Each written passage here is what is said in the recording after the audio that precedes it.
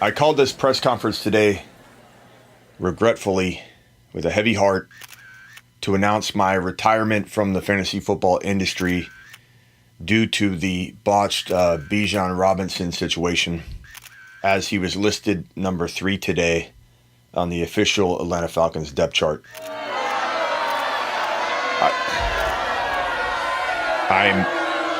I realize that I recklessly guided a lot of you to draft this man as running back 1. I know that I had complete reckless disregard for the potential unraveling of this situation. And for that, I apologize for absolutely nothing. The Fantasy Football Show begins now. Live from the FantasyFootballShow.com studios. It's the Fantasy Football Show. Live! Monday through Friday, 8 p.m. Eastern. Smitty is also live whenever news breaks. From the FantasyFootballShow.com news desk, here is your breaking news. So here we are in a crazy part of the season where we've got everybody and their mother panicking about situations that get kicked into gear. But this is all good news. You never ever worry when panicked Peters are out in the world causing panic and potential ADP droppage. But right here, this was the talk of Twitter for the last couple hours. And I think smart people know better than to even read into this at all. But the crazy part is there's so many people out there that are reacting negatively to it. They might say, okay, I get it that he's going to eventually be the number 1 running back. But now this is what I'm talking about. Smitty, this is what I'm talking about. Algier is going to be a problem. It's not that anybody's stupid enough to think that they'd spend a top 10 overall pick on our RB and not eventually vault him into the lineup. But we know better. This is all par for the course. Running backs earning their keep. This guy's looks spectacular in camp. And he's the best running back prospect to come out of college since Adrian Peterson, or maybe even ever, I could argue. But so many panicked Peters out there are gonna come at this from a weird angle. And again, those people even know he's gonna be the guy, but they're panicked about this. They've already been worried about Algier. And if you and I think this is a joke and this is not even worth talking about, I understand that, but we have to look at this from the angle of the panic Peter. Peter is looking at this. He was already scared. And I don't know if you guys have noticed, but Bijan's ADP's been dropping. Even though he's catching a missile in practice and bobbling the ball, bouncing it around like it's nothing. Where's my football? Where's my football? Bouncing it around like it's nothing. Just going boom, boom, boom, boom. Catching the football in the end zone, boom. Taking a dart, a missile from Ritter. I know that sounds funny to say Ritter's throwing a missile, but threw a missile to Ritter in practice today in the end zone. This guy looks spectacular. But for some reason, everybody's looking at the situation from a pessimistic point of view right now, or a lot of people are, to the point where he climbed in ADP and now he's fallen. I'm getting him like clockwork on Underdog Fantasy promo code Smitty. We'll be drafting tonight, so make sure you hit that promo code right now. I'm gonna drop it and then I'm gonna pin the link. Hit the promo code right now, Underdog Fantasy promo code Smitty. We're gonna be drafting tonight, and I'm getting him like clockwork. And when I say him, I mean this monster right here, Bijan Robinson, in the 9, 10, 11 overall territory. 8, 9, 10, 11. 8, 9, 10, 11. I'm not even having to spend a top 5 pick if I don't want to on him. On Underdog, you can't trade, right? So you're going to take him wherever. I'm taking him at 5. I'm taking him at 6. I'm taking him at 7. I'm taking him at 8. And some people say, Smitty, why didn't you draft him number 2 overall on Underdog a lot? Because I'm getting him at every other draft selection pretty much. Unless I get the 11 or 12 pick, I'm literally taking Bijan about 80 to 90% of the time on Underdog drafts. Promo code Smitty. We're drafting tonight. Make sure you hit that link. I pinned it in the live chat. If you're watching a replay, the link is in the description of every video, or use code Smitty. And we're drafting tonight.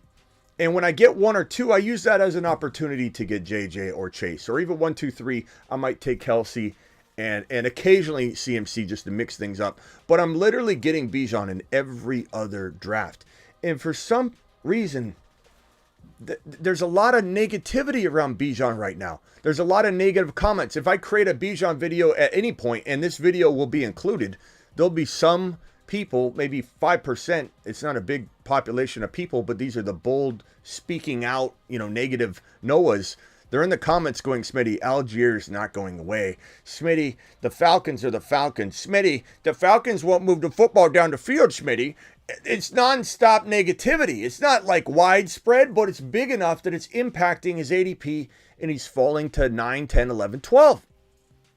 And so what I'm here to tell you is that if there are any petrified Peters in my audience, I know the ballers in here. I know the guys that are studying at the College of the Fantasy Football Show Knowledge University are here saying, I'm not panicked at all. I'm excited about this news. And you're in the same company as me. We're sitting in the same room. But there probably are about 10, 15% of my audience, and any audience really, because we're all built different, that have been saying to themselves for the past couple weeks, I just don't know, Smitty. I'm a little worried about the Falcons. I'm a little worried. Worried William says, I'm a little worried about Ritter. Okay, it sounds like a disease, the Ritter. The Falcons caught the Ritter. I'm a little scared about Ritter. I'm a little scared about the offense, Smitty. I'm a little scared about Kyle Pitts not being used and Arthur Smith saying something along the lines of, yeah, we don't care about fantasy football, but not investigating that really just meant Kyle Pitts, Smitty, because they ran the ball better than anybody in the National Football League between the tackles. I'm worried, William, Smitty, and I'm not paying attention. I'm not paying attention, and I need you to hold my hand. Those are the people I'm speaking to right now. No offense to you. I appreciate you. I love you all the same. You're all my children. But you do need a talking to. And the talking is this. You were worried before. I can't imagine what you're going through right now, William. I can't imagine what upset Unger and worried William and petrified Peter and negative Nelson. I can't imagine what all of you are thinking right now if you are already pessimistic about the best running back prospect to come out of college since Adrian Peterson, if not ever, which I could argue this man is built different.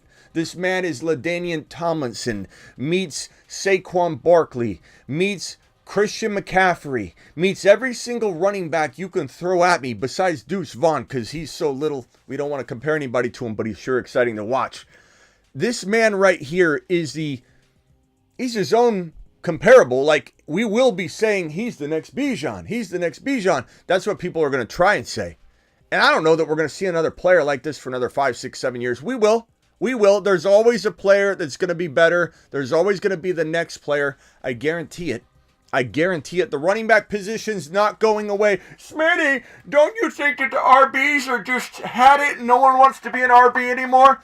No, that's not the way the world works, Bob.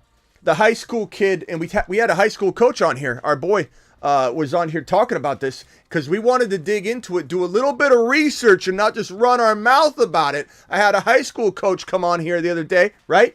And he said, Smitty, there is nothing that indicates that players at the high school level are being impacted by the NFL salaries for the RB. Why? Because everybody wants the ball in their hand. When you're in high school, you want the football in your hand. How do you get the football in your hand? You're either quarterback, you're either running back, you're either receiver. And the running backs get the most spotlight, the most attention, the most college looks, all that. And so it's not going to change. It's not going to change. Maybe someday it could trickle in if this thing got even worse at the RB level and parents would say, Bobby boy, I don't want you playing RB, Bobby. I want you in there playing defensive end. Kickers have higher salaries than running backs, Bobby. I want you to be a kicker, Bobby. So lace them up, get out there, start putting some balls around, Bobby. Go play with some balls, Bobby. Get out there in the field and start kicking. That could that happen? Maybe someday, but I'm telling you right now, we have zero Zero concern that this is trickling down at that level. And plus, it would take years to come up. I'm so tired of people telling me running backs are dead. Running backs aren't coming around. Running backs are different. They're evolving. They're evolving, but they're never going to go away. If anything, think about it for a second when we look at the evolution of the RB. And I'm going to get the super chats in 1 second. We're in rant mode right here. Think about the evolution of the position, okay? Remember back in the day, if some of you were in your diapers sharding away, maybe you weren't playing fantasy yet, I don't know. But back about, before Zeke Elliott, right before Zeke Elliott, running backs weren't always PPR monsters. In fact, half of them at best were PPR machines and the other half were between the tackle monsters. And this is when PPR became kind of a thing because we needed to even the playing field, for different positions because things were getting out of hand and getting jostled around in terms of player values. Quarterbacks were overvalued. We had to make that 6-point TD pass down to 4. Then we had to add PPR. Then we had to add half a point if someone had a brother or sister that was in the league. And now we got all these different tight end premiums on top of super flexes on top of points, half a point per carry. And if you actually, stand up at halftime instead of sit down, you get another 5 points. There's all kinds of weird bonuses included in all your leagues. I can't even keep up anymore. They're ridiculous, to be quite frank. Play in a standard league. And standard is not non-PPR. Standard is PPR. Standard, PPR, or at least half PPR like they do on Underdog Fantasy promo code Smitty. But I'm going to get a lot of people that are going to say, Smitty, their RBs are changing. We took an RB. The NFL took an RB in the top 10. They took an RB at number 12. The Detroit Lions and the Falcons just proved to you that RB is as important as ever. Just because they're not getting paid that way doesn't mean that teams don't see it. And if you don't think the success that Bijan and Gibbs are about to have isn't going to trickle into the decision-making of teams, you're out of your mind. Because Bijan and Jahmyr Gibbs are both potentially top 5 running back bound as rookies. You've just been Smitty approved. Gibbs can be a top 5 to 10 running back. Let's just call him top 5 to 7. Let's give him the respect he deserves. Hell, we could call him 4 to 7. Let's dip inside the top 5 a little bit. Bijan is my running back 1. Running back 1. And you don't think that's going to change and shape the landscape going forward? Running backs aren't going anywhere, Bob. Stop worrying about everything and just double down on the rookies that are in front of your face that are glaring, that say, draft me. JSN's becoming one of those rookies as well. Zay Flowers is becoming one of those rookies as well. Get excited. Start looking your opponent in the face that's shivering as he's about to pick or pass on Bijan Robinson because Tyler Allgeier's there. Tyler Allgeier gets Bijan a coffee. Get him a coffee, Allgeier. I like Allgeier. He had 1,000 yards, looked really good. He's literally on his way to elite running back 2 status before Bijan came to town. But neither here nor there. He's now getting coffee for a living. He'll be useful. And if anybody says, oh, Smitty, that's disrespectful, Allgeier's still going to do well. I've said that. Allgeier's going to be fine. He's still going to be productive. He might be an actual bye week or injury player you could throw into your lineup. Why? Because the Falcons ran the ball 559 times last year, Bob. They are also third. That's first, by the way, if you can't read what's on the screen. Okay? Let me highlight it for you, Bob, so you can actually pay attention and look at this bad boy. Okay? So here we are. Here we are, Bobby. Here we are. Let me put it on screen. Right here. This really badly. Goodness gracious. I gotta go copy. I don't even have a square that I can use. Can I find a square somewhere? Where is this? Bijan. Let's go back to this. I could have swore I had a way to highlight this. Okay, anyway. First column. Right here. 559 attempts right here. First in the National Football League. This column this table is sorted by rushing yards, which is why the Falcons rank third. They were number 1 in attempts last year. They were number 3 in rushing yards last year. They were number 4 in yards per carry. They were top 10 in touchdowns, top 10 in 20+ yards, and 4th overall in 40+ yards, all without having Bijan on roster. And 500, look at the number one more time, you petrified Peter. Look at that. 559 yards. I'm sorry, attempts. 559 attempts. You're worried about Algier taking what? Bijan can't carry the ball 250 plus times his rookie year. That's less than half of the total number of rushing attempts last year. There's so many carries to go around. People are absolutely ridiculous about this situation. Just absolutely ridiculous about this situation. Even if they ran 500 times instead of the 550, whatever you see on screen, half of that Bijan won't even consume. Don't give me Algier's taking anything away. Algier is not taking one single touch away from Bijan Robinson because they run the ball 560 times a season. Think about it. Use your head. Use your head, Unger. Use your head, petrified Peter. Use your head. Use your head. And if not, don't. And that way we can get him at 8, 9, 10, 11, 12 overall. The good news here, people, is this news right here is scaring enough worried Williams. I don't know how, but it is. To where we're probably looking at a little bit, just a little bit, not a ton, but a little bit of an ADP drop. Imagine if he dropped to 2.1. I don't even know if that's possible off this news. I actually don't know how many petrified Peters, worried Williams, and overreacting Oscars there are in this world, because maybe there's a lot to be affected. I don't know. Let's get to the rest of this news, and let's also get to the super chats that were first in the building here. And you guys know how we do it. First super chat of the day gets a standing ovation, and that is our boy Chubbs. Let's go, mashed potatoes! That's my man Chubbs. Chubby coming through.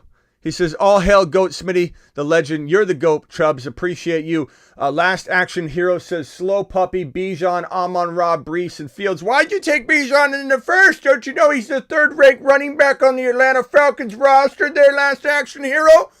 Fantastic Smitty-approved team, if I've ever seen one. Go to the bank. Just walk straight to it, Last Action. You've just been Smitty approved.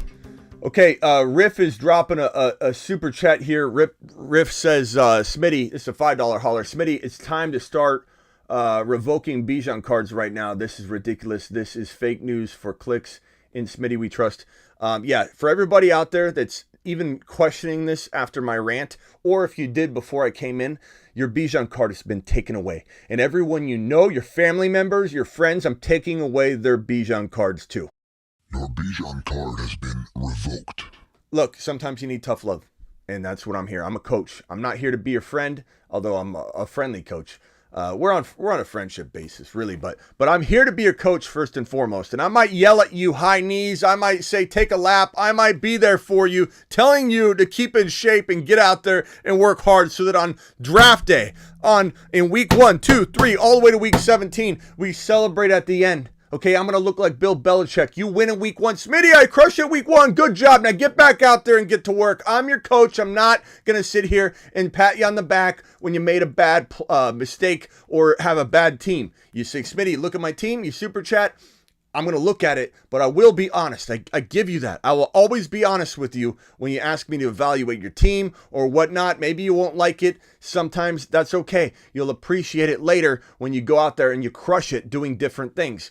334 people in here. Hit that thumb up button on your way in the door. Do I trade Bijan for Ronald Jones and a sandwich? You might want to look into that, E-Rock. Sounds like a heck of a deal. Appreciate your super chat. Thank you so much for dropping those. Any other super chats will be looked at immediately, so drop them and let's roll. Okay, so we'll move this news over here.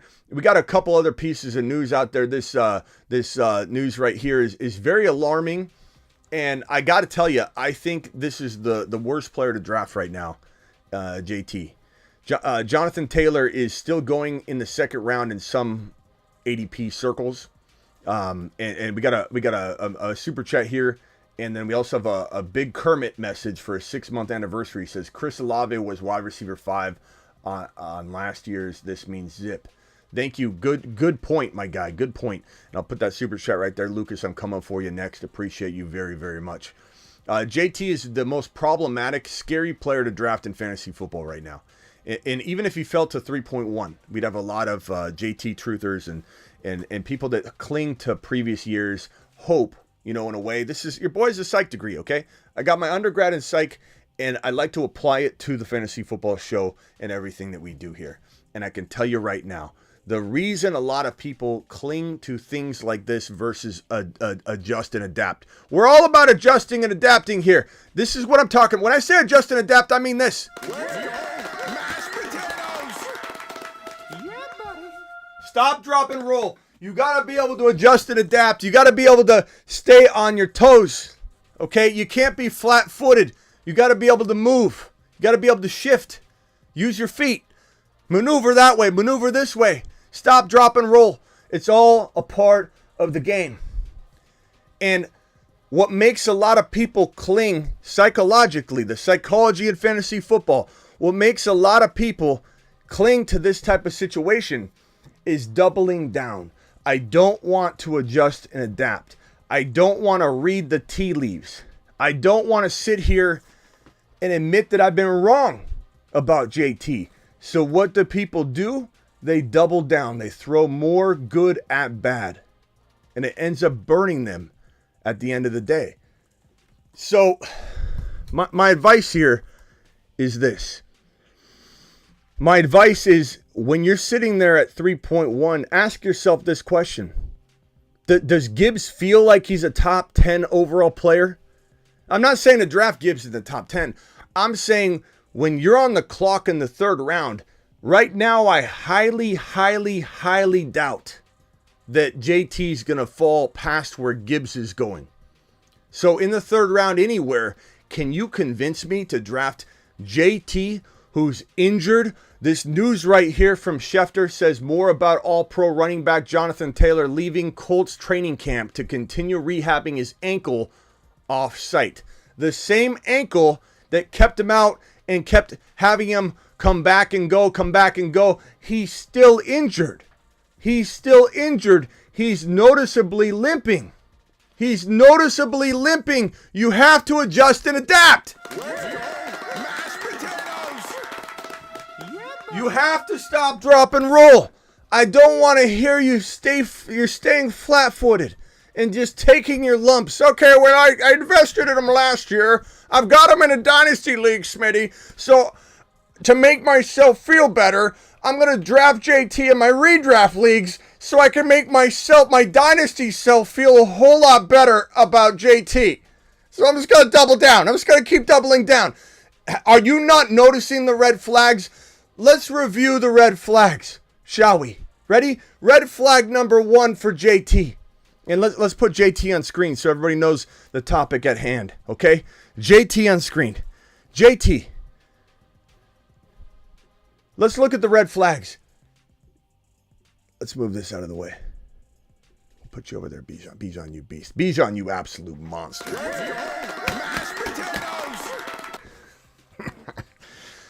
Absolute monster. Absolute monster.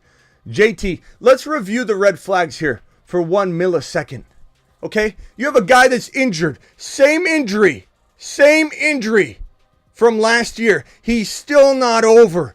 And he's noticeably limping all over the place. There's a reported back injury, which he shot back at and said, the Colts are thinking about putting me on the PUP, right? Or the non-football injury list. They're going to put him on the NFI list. Oh yeah, what back injury? He tweets out, what back injury? I don't have an injured back. I didn't report an injured back. I never had a back injury, never reported a back injury. And what got resurfaced later?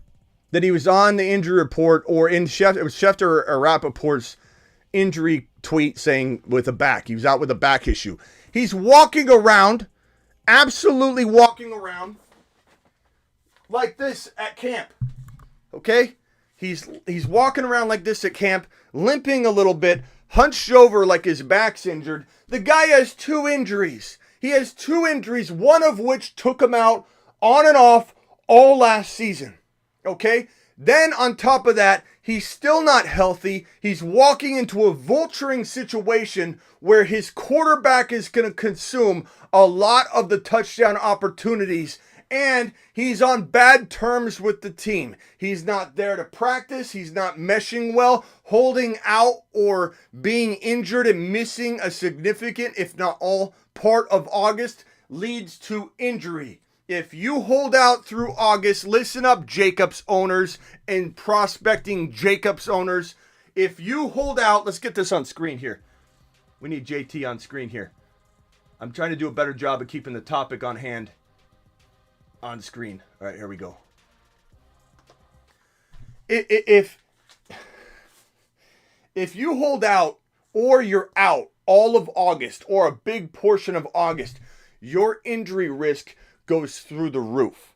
Goes through the roof. Red flag number 1, holding out or holding in or missing time. Injury risk alone, not even related to his ankle, not even related to his back. He's an injury risk. Vulturing situation in terms of touchdown production.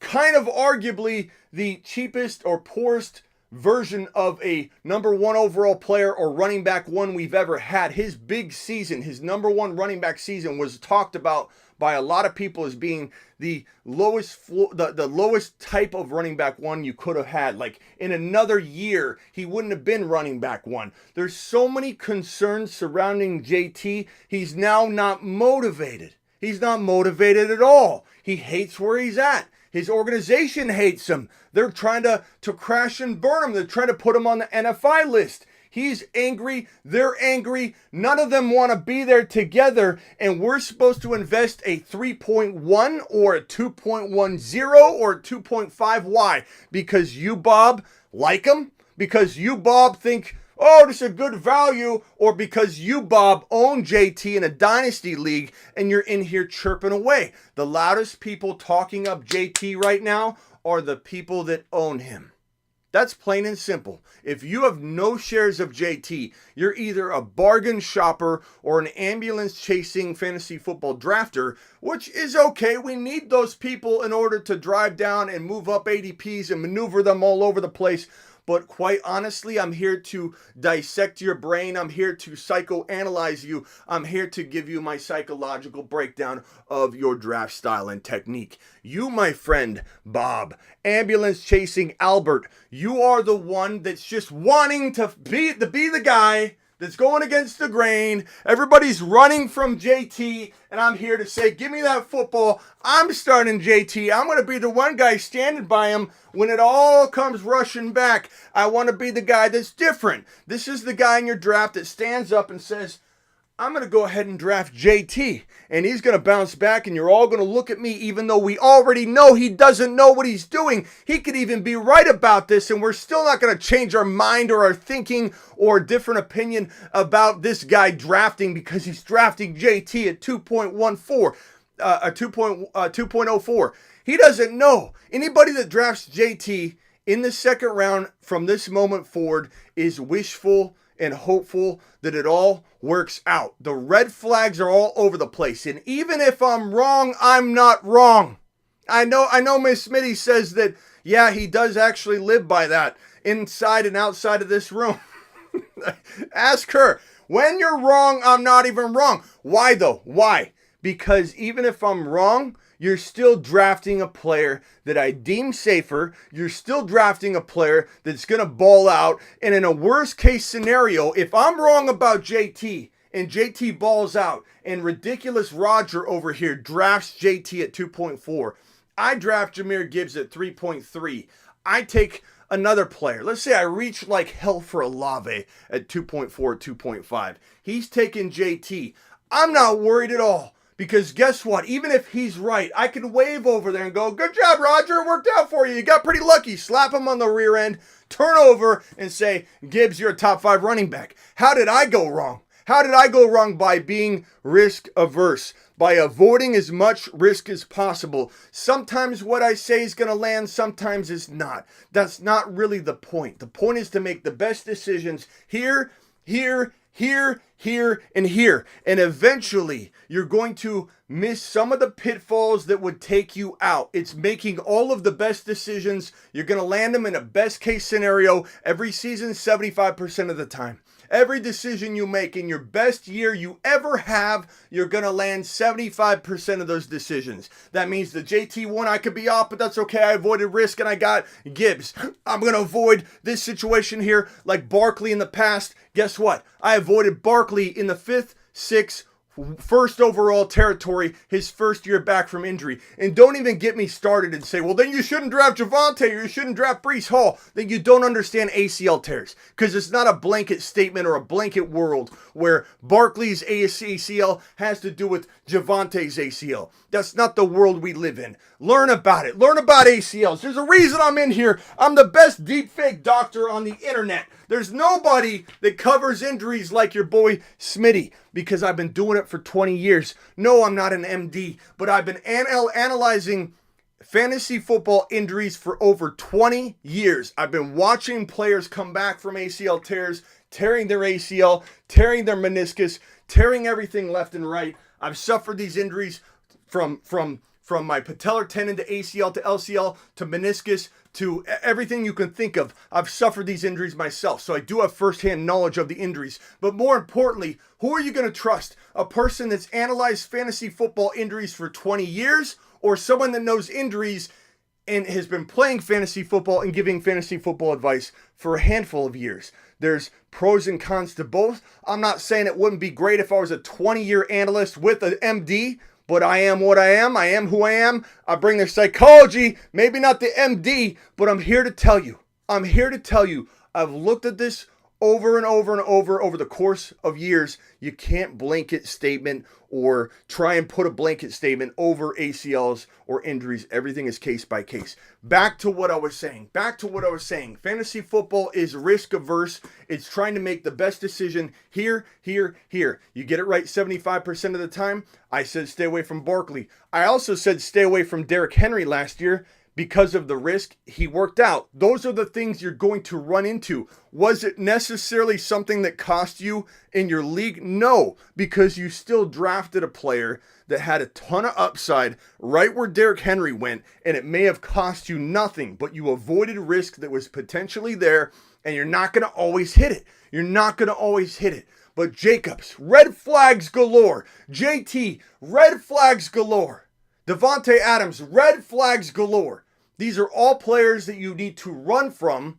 And if you're wrong on one or sometimes two, sometimes 50% of them, it happens. You're going to have those years. But if you start to learn what looks more risky and what doesn't, and how many red flags are piling up over here, and ask yourself, when's the last time a person with 10,000 red flags actually earned their keep? And you take a look and reflect back. Well, damn. That guy was really injury prone, and his situation sucked, and his head coach was a running back by committee type of guy. What in the hell was I thinking? And some of you might say, okay, then why do you like Swift?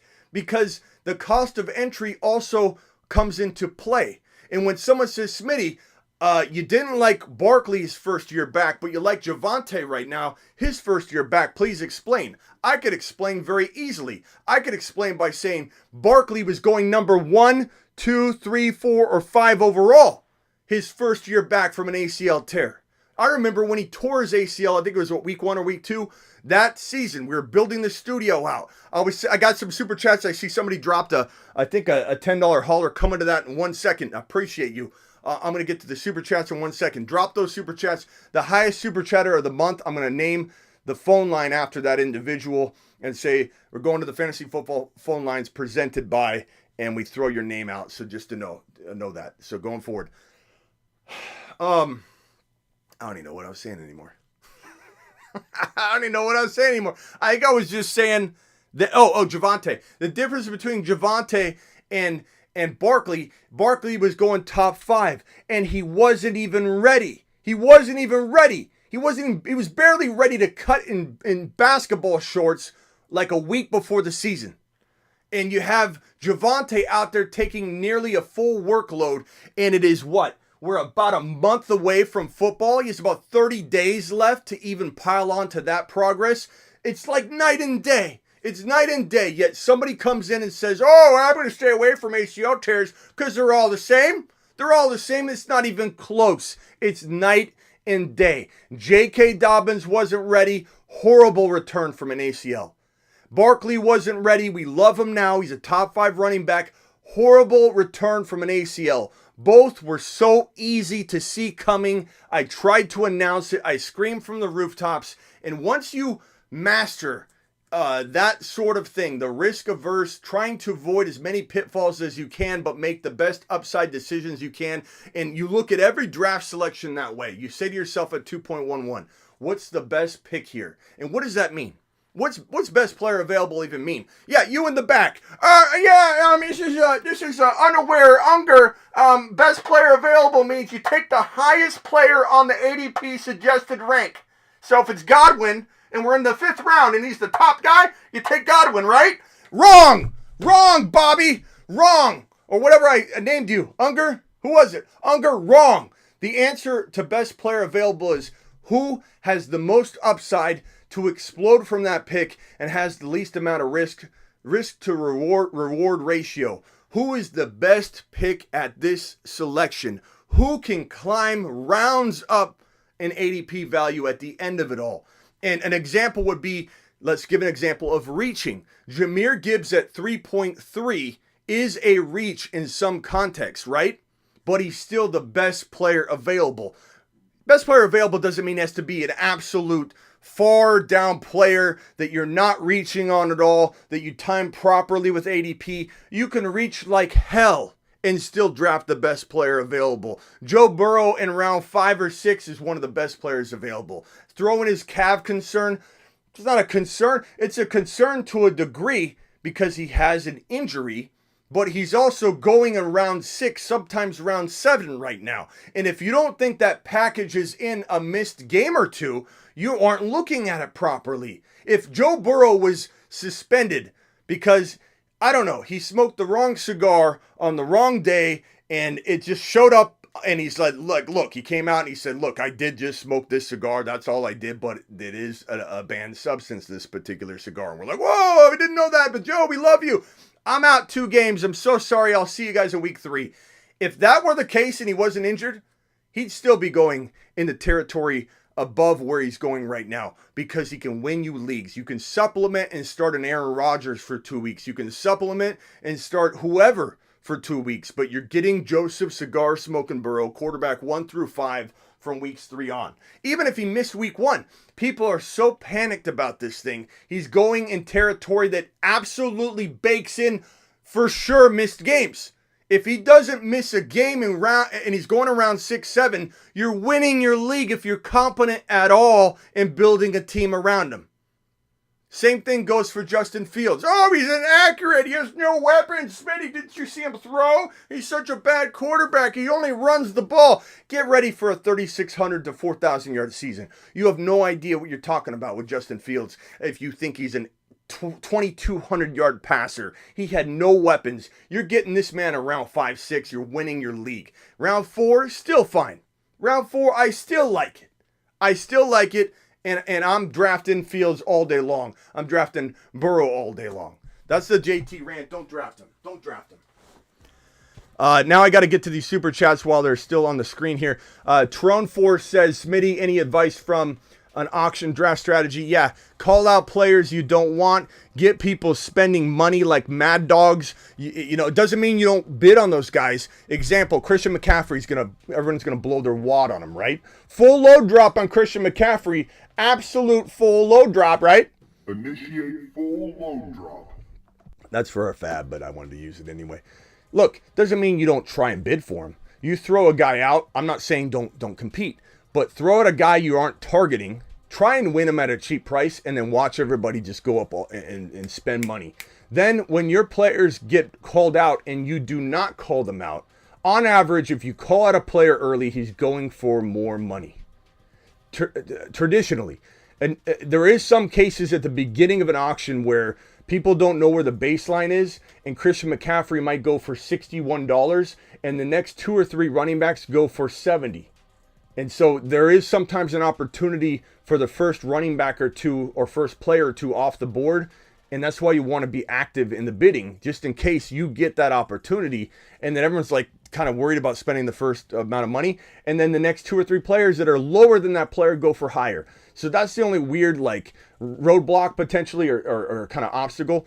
But in general, my guy, you're going to want to get people spending money so that when they call out Jahmyr Gibbs, everybody's kind of hit a little bit in the pocket, and then maybe he goes for $10, $15 less than normal. That's my in general draft strategy for auction. And there's no real strategy because that is the definition of going with the flow. You can't talk about going in and going this player, that player, that player, because you don't know what their price tag is going to be. You got to spend enough money to not have money left over. You got to spend save as much so you don't blow it all on 2 players. But you want to try and maybe target and make sure if you miss on them, there's other players you like below them. Otherwise, you get screwed and you end up spending $40 on DJ Moore, and you could have bought Christian Watson for $42, and you're like, what in the hell did I do? What did I do, Smitty?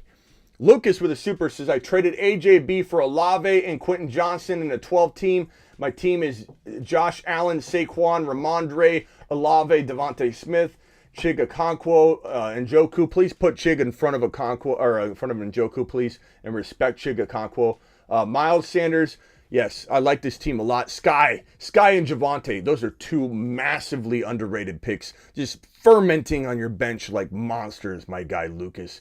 To the moon, Smitty approved.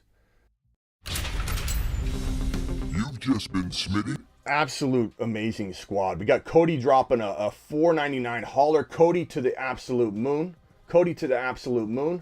We got Terry R saying Gibbs equals CEH. I don't know if somebody said that in the chat.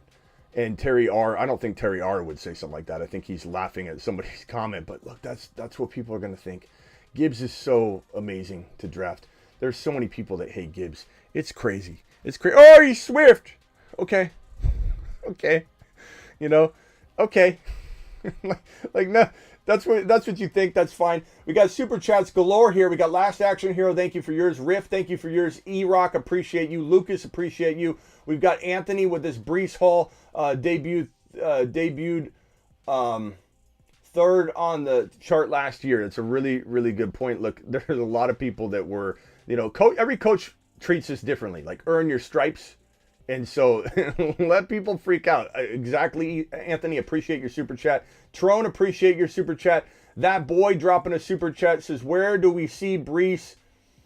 Let's see here. Where do we see Brees at this point? I got him at the 5.2, and I have him in the running back 2 slot, but seems like the value has faded as of late. The value may have faded a little bit for you, that boy. And let me turn this into a Brees topic real quickly, and appreciate your super chat. So this is a Brees Hall take right here. The only thing that's happened is if you paid the price for him, let's say mid-second, you got burned in the same sense as if like Apple stock dropped and you were investing in Apple stock. It's $100 a share when you bought it. It dropped to $80, but it's $150 a share type of product, right? So you're not worried long term, right? You got in at the wrong time. You didn't see this dip coming, but the outcome and the valuation's really low right now. And what do you do in that situation? What do you do in the stock market world? Some of my stockbrokers in here and some of my business people in here are going to answer this question in the chat as I say it. If, let's say, you truly believe in Apple stock and you buy it for 100, you buy 100 shares at $100, you feel very confident. It drops to 80, but it's going way above 100. That's why you bought it, and you love it. You believe in it. What do? You invest more. You put more. You get more shares at $80 to balance off that hit. and then when he climbs back up to 100, you're making out like a bandit. Now, there's risk involved. What if, let's say, Breece Hall gets hurt? You do that, he gets hurt, and you get burned across the board. That's the nature of fantasy football. Don't play fantasy football if you don't like risk at all. We try and be as risk averse as we can, but you can't avoid all risk. And Breece Hall's running 23 miles per hour, and Dalvin Cook news is freaking people out. And so is the PUP, the active PUP, mind you. People don't even understand what that means. It's a chess game out there with some of the labels so that teams can get extra looks at extra guys because this guy's on the active PUP. You know what the active PUP means? That he's out running 23 miles per hour in practice catching footballs. That's what it means. He's not sitting on the sideline unable to perform or go out there and practice. He's on the practice field, active PUP. And they could take him off at any second. They could take him off an hour later. They just literally put him on the active PUP, getting extra looks. It dropped his value. People ran for the hills. He dropped into round 3. Now the Dalvin Cook news. Now the Dalvin Cook situation, if he does sign, will make this guy fall into potentially the bottom of round 3 or 4.1, 4.4, 4.5. And that's going to be similar to the hit I just explained. You get in at $100 of Apple stock and it drops to 80 and you're like, damn it, if I just would have waited, I would have got Breece Hall at $80 instead of 100. So he went from 100 to 80 and Dalvin Cook couldn't make him drop to 70. So my advice to you would be delay your draft if you think Cook's going to sign with the Jets. But because he will take a hit, and your comment is correct, the value has decreased in the eyes of the average Joe who doesn't know what he's doing, but these are all things we take advantage of. Most people will say, this sucks, this hurt, oh my God. I don't look to the past. I've got a lot of Breece Hall shares. We draft on Underdog Fantasy promo code Smitty, and we will do so tonight. The link is pinned in the live chat. The link is in the description of every video, including this one. And you can just use promo code Smitty if you want, and they'll match up to $100 in your first deposit. So if you want to draft with us tonight, hit that link in the description if you're watching the replay. Hit that link in the live chat. Even if you aren't drafting tonight, do it now so you don't miss out on having to sign up last minute, and just get ready. Then your app's downloaded. Then when we go live, I just say open your app.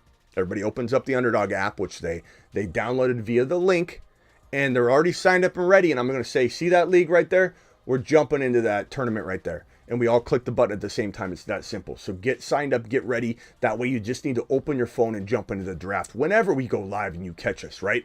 Okay, so Breece Hall, my answer is I don't know where his value is going to go from here. I know my expectation is that he's going to crush it. And if I could get him, I know what I was saying. I was saying that I'm not someone that looks to the past. I've drafted hundreds and hundreds and hundreds and hundreds and hundreds of underdog drafts, probably thousands actually, thousands of underdog drafts where I've drafted Breece Hall and in round 2. I've drafted him at 3.1, 3.4. And if Cook goes to the Jets and he falls to 4.1, guess what? I overpaid in those drafts, but it's all equivalent.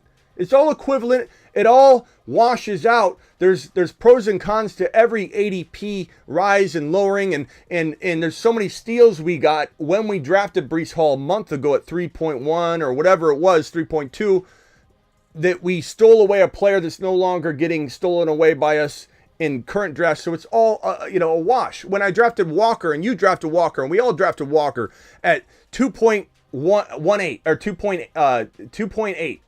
2.8. We drafted Walker at 2.8 pre-NFL draft. We got burned a little bit in terms of cost of entry, but we also got a whole bunch of other players that rose up ADP ranks that we couldn't have got today. It all washes out at the end. It's all relative. It's all relative. And so I don't look to the past. If Dalvin Cook signs with the Jets, and I'm not concerned about him taking the job from Breece Hall, get out of here with that. If he signs with the Jets, guess what I'm doing? I'm not looking back like Lewis. I'm looking forward like Freddie. And I'm saying to myself, every draft from this moment forward, I'm going to build a conglomerate.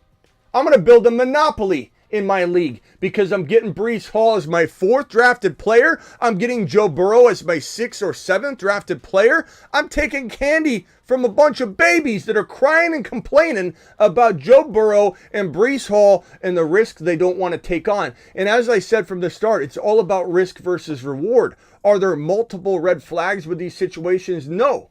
So the risk is not as high as people perceive it to be because Joe Burrow, the only risk is this calf injury, which entertains risk level. Sure, it's there, but it's the only one red flag. I don't run as much from one red flag. I don't run as much when I don't believe there's a serious injury in play.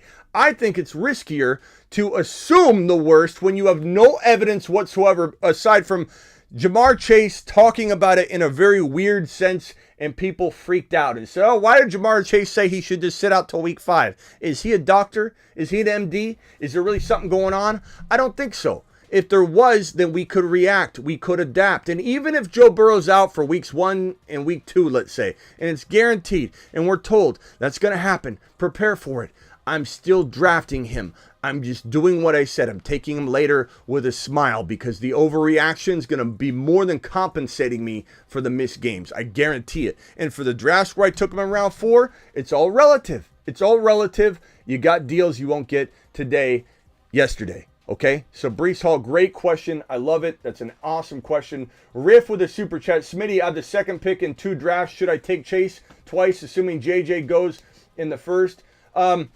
I guess, Riff, I would say this. If you play in a lot of leagues, you might as well take Chase and JJ in these 2 drafts. And then if you have other drafts, anywhere between pick 3 and pick 10, you get Bijan in every one of those. So if you only play in 2 leagues and you only have 2 drafts and you're not going to play in anything else, then I guess I would take the receiver you believe in the most with one of them, and I would take Bijan in the other, because I personally would not want to play a season without Bijan Robinson. And if you only play in these 2 leagues, that's my advice. If you play in multiple, and you could always create one so you could get a Bijan share or 2, I would definitely try and get the shares of Kelsey and JJ and Chase in the 1, 2, and 3 overall picks when you can. That way you don't end up getting screwed. And don't get any shares of JJ and Chase. You have so many opportunities from pick 3 until 10 to get Bijan. You don't have a lot of opportunities to go ahead and get a guy like Jamar Chase or JJ. So that would be my advice to you in that particular setting. I've got so many drafts right now. I'm going to time out on like 4 puppy drafts that are slow drafts that I've started. Let me see what I need to pick here. Who do I need? Let's go ahead and go. Let's pick Chiga Conquo here. Thank you very much. Okay. Riff, appreciate you. That's my advice for that. We got Kirkwood dropping a $2 hauler, says preach, Smitty, preach. Appreciate your super chat and all your support. Thank you so much. Derby dropping a $10 wad, all $10. To the moon. Get a moonshot. Derby, appreciate you dropping the $10 wad. We're not even through the news yet. You guys are absolute monsters. Gibbs all the way. Smitty to the moon. Appreciate you, Derby. Thank you for being here. We got Kirkwood with another super chat. Kirkwood says, Kirkwood, what do we do, Kirkwood? But Smitty. Appreciate you, Kirkwood. Appreciate you. You asked for the megaphone voice in a super chat. You get it. That's plain and simple. $10 hauler from Dusty. Wrong button. Moonshot for you. In fact, let's give you the proper. Appreciate you, Dusty.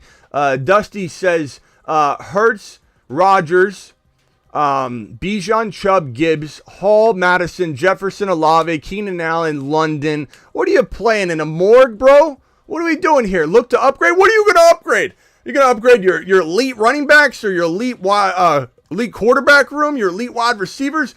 This is a phenomenal team, bro. The only thing I would look to do if I'm you is upgrade Njoku and Freiermuth, using maybe Keenan Allen because you don't necessarily need him. You got Jefferson, Olave, and London. And Pittman's interesting to trade or keep, but I would trade Keenan Allen, Pittman, Njoku, Freiermuth, and probably Madison. I try and use those guys to either upgrade Rodgers into Fields or T. Law, or I use it to upgrade my tight end Njoku or Freiermuth into potentially a different player. And you might actually be able to trade Njoku in, let's say, a smaller piece. Let's call it, something else in your team to potentially get Kincaid or to get a Conquo, because those guys will be cheap. But to upgrade your QB would be game over. You already have almost a game over situation, but it'd be literally game over if you upgraded into Fields using Madison. And you don't even need him, bro, to be honest with you. Cody dropping a $5 hauler says, let's go. Appreciate you. G-Money in the building. My boy G-Money is the man, the myth, the legend. Hey, Smitty, What are your thoughts on Diggs versus Amon-Ra and Garrett Wilson at the end of the first round, beginning of the second? I get a lot of hate for this, but I'd rather own Amon-Ra, St. Brown, and Garrett Wilson over Diggs. Doesn't mean they're all not neck and neck. And I'm talking about on my own personal overall rankings. They're literally almost like back to back to back. Okay, so let's not get our panties in a bunch if I say I like Garrett Wilson and Amon-Ra over Stephon complaining Diggs.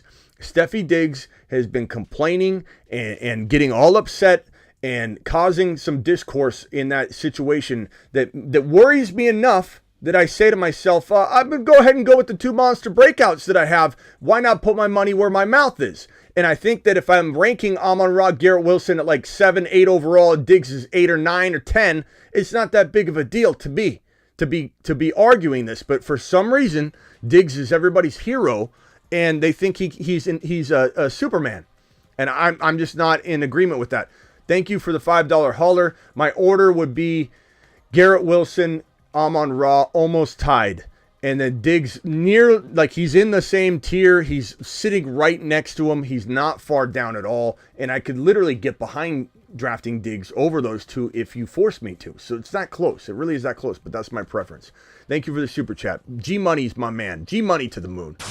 To the moon. Just plain and simple. Plain and simple. G-Money's the guy. He's the guy. That's the guy. You want the guy? That's the guy. G-Money's the guy. Hi, Smitty. Someone is offering me Dallas Goedert and Dalton Schultz for Darren Waller. I could go... Look, Dalton Schultz doesn't move the needle for me. The question is, do you like Goddard? Do you like Waller? They're very, very close. They're very arguable. I bet you a lot of people would say Goddard. Say, are you out of your mind, Goddard? I bet you a lot of people would say Waller's bouncing back. And they're both going to be monsters. They're both potential top 6 tight ends. I would say... Waller's in more injury. Well, they both got their pros and cons. I'd probably say give me Waller. I know that's crazy to some people, but give me Waller. I just think he's the number 1 wide receiver in that Giants offense from the tight end position, and the volume's going to be enough. It's going to be, I'd rather the number 1 option in a very decent New York Giants situation than, quite arguably the number 3 or even number 4 receiving option in a very potent offense. But I just feel like this is going to be a good season for Waller. But I could get behind either one of those. Those are 2 amazing options. Corey with the $7.99 hauler. Andrew, appreciate your $10, by the way. To the moon. I forget if I sent you to the moon. Corey's dropping this. First year doing fantasy football. Need more Superflex content for your boy. Search how to dominate a Superflex draft, and you'll see my video. Watch that video for sure. Okay, type in YouTube how to dominate Superflex draft. You'll see me. I think there's Joe Burrow in the thumbnail. Corey, I promise you that video is going to help you so much. You have the 11 pick filling T-Law Fields. You definitely love the Bijan round 2. And if Fields or T-Law are there, you have to go quarterback. Lamar, T-Law, or Fields will probably be the most likely players to fall there. Or Herbert, you have to take one of them if the option's there. There's just no arguing a different strategy. So you got your mind right on that. Russian Collusion says, Dusty, stop taking advantage of those 5. I don't know what's going on with that. I haven't seen that. Okay, that boy with the super chat says, I see guys like Laporta, Dell, Brownlee, Chase Brown on waivers, but you drop Warren. Would you drop Warren or Dillon for any of them? So Warren, Jalen Warren, or AJ Dillon. Remember Corey Dillon? Corey Dillon was a beast. AJ Dillon or Jalen Warren. It depends. If you need an RB, then you keep the RB. If you don't need that RB, I like Laporta. I like Dell a lot, but maybe monitor Dell in this situation. It sounds like it's very short, small benches, so you can get away with leaving Dell out there a little bit. When there's buzz, you got to swoop in and grab him. But Laporta's making noise. And if you need a tight end, I go Laporta. But only if you need a tight end. You know what I'm saying? Appreciate all those super chats. I will make sure to handle those as they come in. So if you guys have any more super chats, please just drop them, and your boy will get to them. I don't know where is this? I had everything. I don't know where it went. I had everything vanish from a certain folder in here, so I don't know what the hell happened. I'll have to figure that out. I'm sorry. Okay, next piece of news. So JT total avoid. We got Bijan. Tell your friends he's a total avoid. He's number 3 on the depth chart. Whoa! It's smoke season, Smitty. This here, Kareem Hunt, this is crazy. How about this for a twist, says Diana Rossini from ESPN. This is actually pretty crazy. Kareem Hunt was called by the Indianapolis Colts before he even stepped foot on the field to work out for the Saints and was offered more money per source. He was advised to leave and head to Indy with the Colts visit. So he didn't leave the Saints situation, which went well. The meeting went great. He's definitely going one of the 2 places, it seems. But he was told he would get more money if he came to Indy before he even showed up. So he got on a plane, he's going to Indy, or he's already there. And this looks like it could be a situation that makes JT even more of a risk. And who the heck knows? Maybe some sort of trade happens. I don't know. Hard to know if there's a market for trading for JT. Jacobs is another player we'll get to in a second in terms of what could happen. Is there a weird scenario where Jacobs could end up, I don't know if this is it, Jacobs could end up, I did this. This is a report here. So Jamison Williams, quite literally, the first Lions player on the field today, and I retweeted out this guy, and I said, well, it's probably because he had to step on the physical premises in order to get good Wi-Fi for today's bet. Little humor, but I don't know why I dragged that on the screen. I just have all this news I dragged on here, so I read it anyway. Mike Evans continues to have eye-popping training camp performances, guys. He gets open deep. Deep in the middle, Kyle Trask hits him on a 50-yard bomb. There's a lot of describing of the training camp stuff today. Take a lot of this with a grain of salt because, when things are not apparent before you hear things, and this goes for the preseason play, this goes for the combine, this goes for really any fantasy football evaluation. Ziggy, show me the front door. This goes for anything in terms of that has any relevance to liking a player you didn't normally like. Ziggy, show me the front door. Tell me this isn't people picking up. Okay, stand right here. Don't go running out. Stand right here. Hold on a second. I gotta let little Smitty in. Hang tight.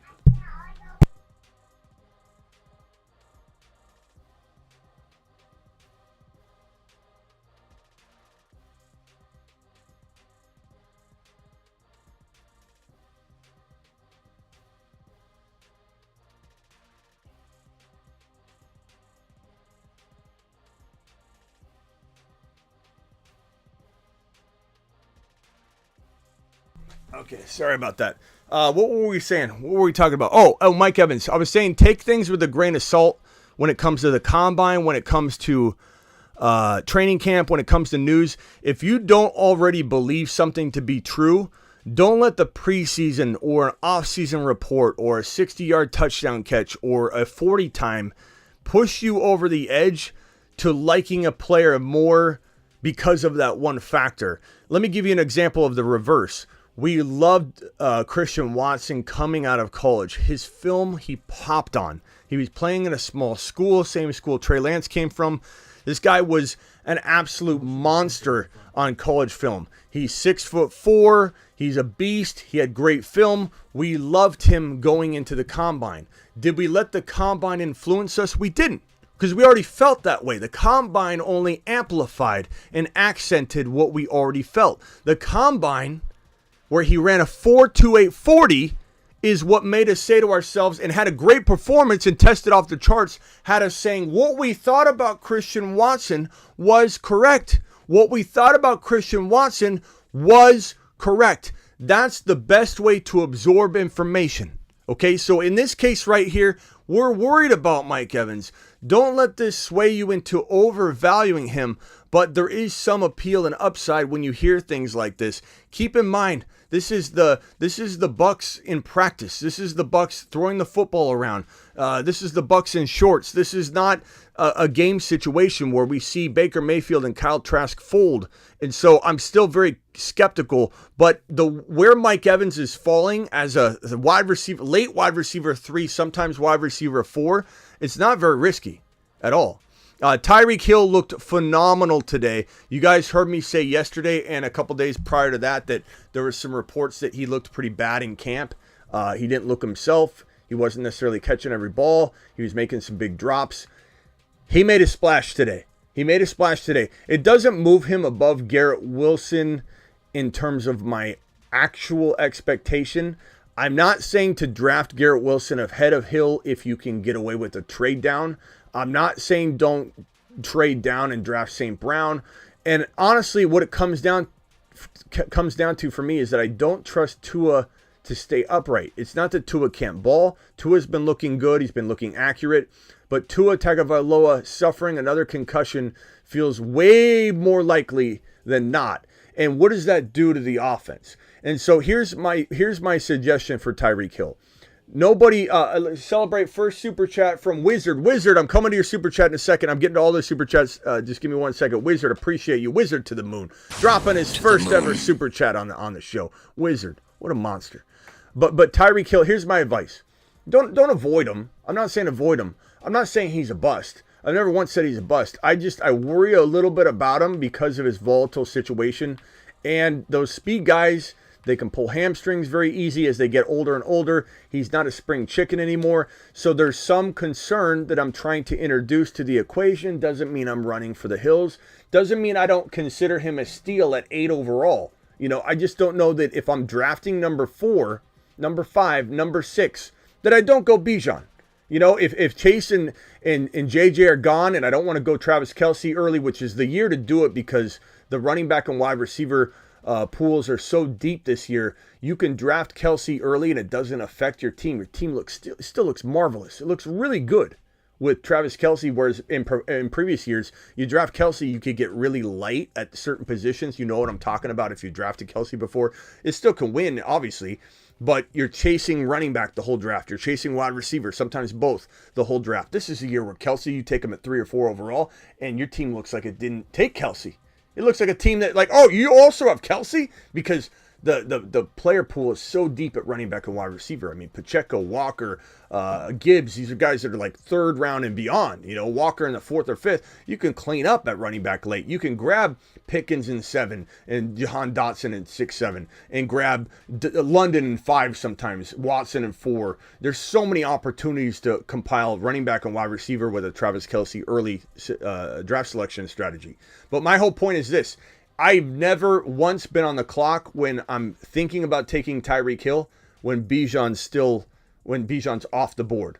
That means that every time I could take Tyreek Hill, Bijan is almost 99.999% on the board still.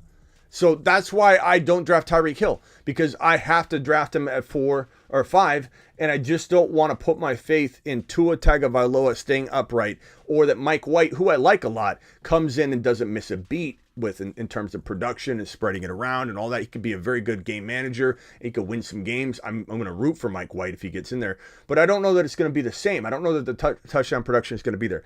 So and the story is he looked phenomenal today. He looked quick. On this particular play right here, Tyreek Hill ran this route just completely. This guy lost his jockstrap. There was like 10 yards of separation. Tyreek Hill knifes across the field, catches a football. There's nobody around him. He's an absolute monster. He is. There's just concern about volatility, and I take him at 7, 8, 9, no questions asked, without hesitation. But I tend to lean going Bijan in that situation, and I tend to lean, I like Garrett Wilson and St. Brown quietly at their cost of entry better than I like Tyreek Hill. And I guess I go back and forth on whether I would actually draft Garrett Wilson ahead of Tyreek Hill. In some ways, I feel like I feel like I could, and I have. I know I have on Underdog Fantasy promo code Smitty. But if I was in one draft, one situation, would I do it? I think I would just trade down. I would just trade down. That's the only thing I'm here to say. Trade down. Use Garrett Wilson and Amon-Ra's values to your advantage, their ADP values. This right here, Curtis Samuel being used in the Wildcat. This is one of my favorite late wide receiver grabs. This could be your wide receiver 4 that you're taking as your wide receiver like 6 or 7. Curtis Samuel, there's special packages designed for Curtis Samuel. So when we say to ourselves, Dotson, you love Dotson, Smitty, and McLaurin's still good. And Sam Howell, I'm kind of questioning. Well, this is one of those things where Okonkwo, don't worry about Hopkins with Okonkwo. Okonkwo's got special design plays for him. He's such an integral part of their offense. They design plays for him. And there's a piece of the pie already cut out for Okonkwo. So when Hopkins came over, it's not like Okonkwo's share got smaller. He had a piece compartmentalized, cut out for him. And that's the same thing with Curtis Samuel. Curtis Samuel may not need to be the guy that is the number one wide receiver on the team, but if he's your wide receiver 4 and you drafted him as your wide receiver 5-6 and he's playing like your wide receiver 4 because he's got design plays, he's playing in the Wildcat, he's doing all these end arounds, and he's just getting the football in his hands because he's a mini Deebo Samuel, a poor man's Deebo Samuel, but a mini Deebo Samuel. He's a great player to roster, and he's one of my highest rostered players in a few of these best ball formats, I might add. Javonte Williams continues to impress. I've never seen anyone roll like that fresh off a knee injury. That's dope. This is coming from a beat reporter. Javonte recovery has boosted the Broncos' run game and inspired teammates along the way. This guy looks phenomenal, and I don't want to hear it from a repeating Roger or just an Excel sheet Eric that doesn't look at the actual facts of the situation. They're all case by case. You cannot tie one situation to the next. You can't. Javonte's light years ahead of Barkley. Light years ahead of J.K. Dobbins and Barkley. Light years. And guess what? He's got about 30 days left to go. So his recovery is going to evolve and get even better. He's probably at a Breece Hall at this point. This is absolutely crazy, and it's why we made him a Moon Man. He's a repeating Moon Man from last year. The Moon Man, dropping loads in outer space.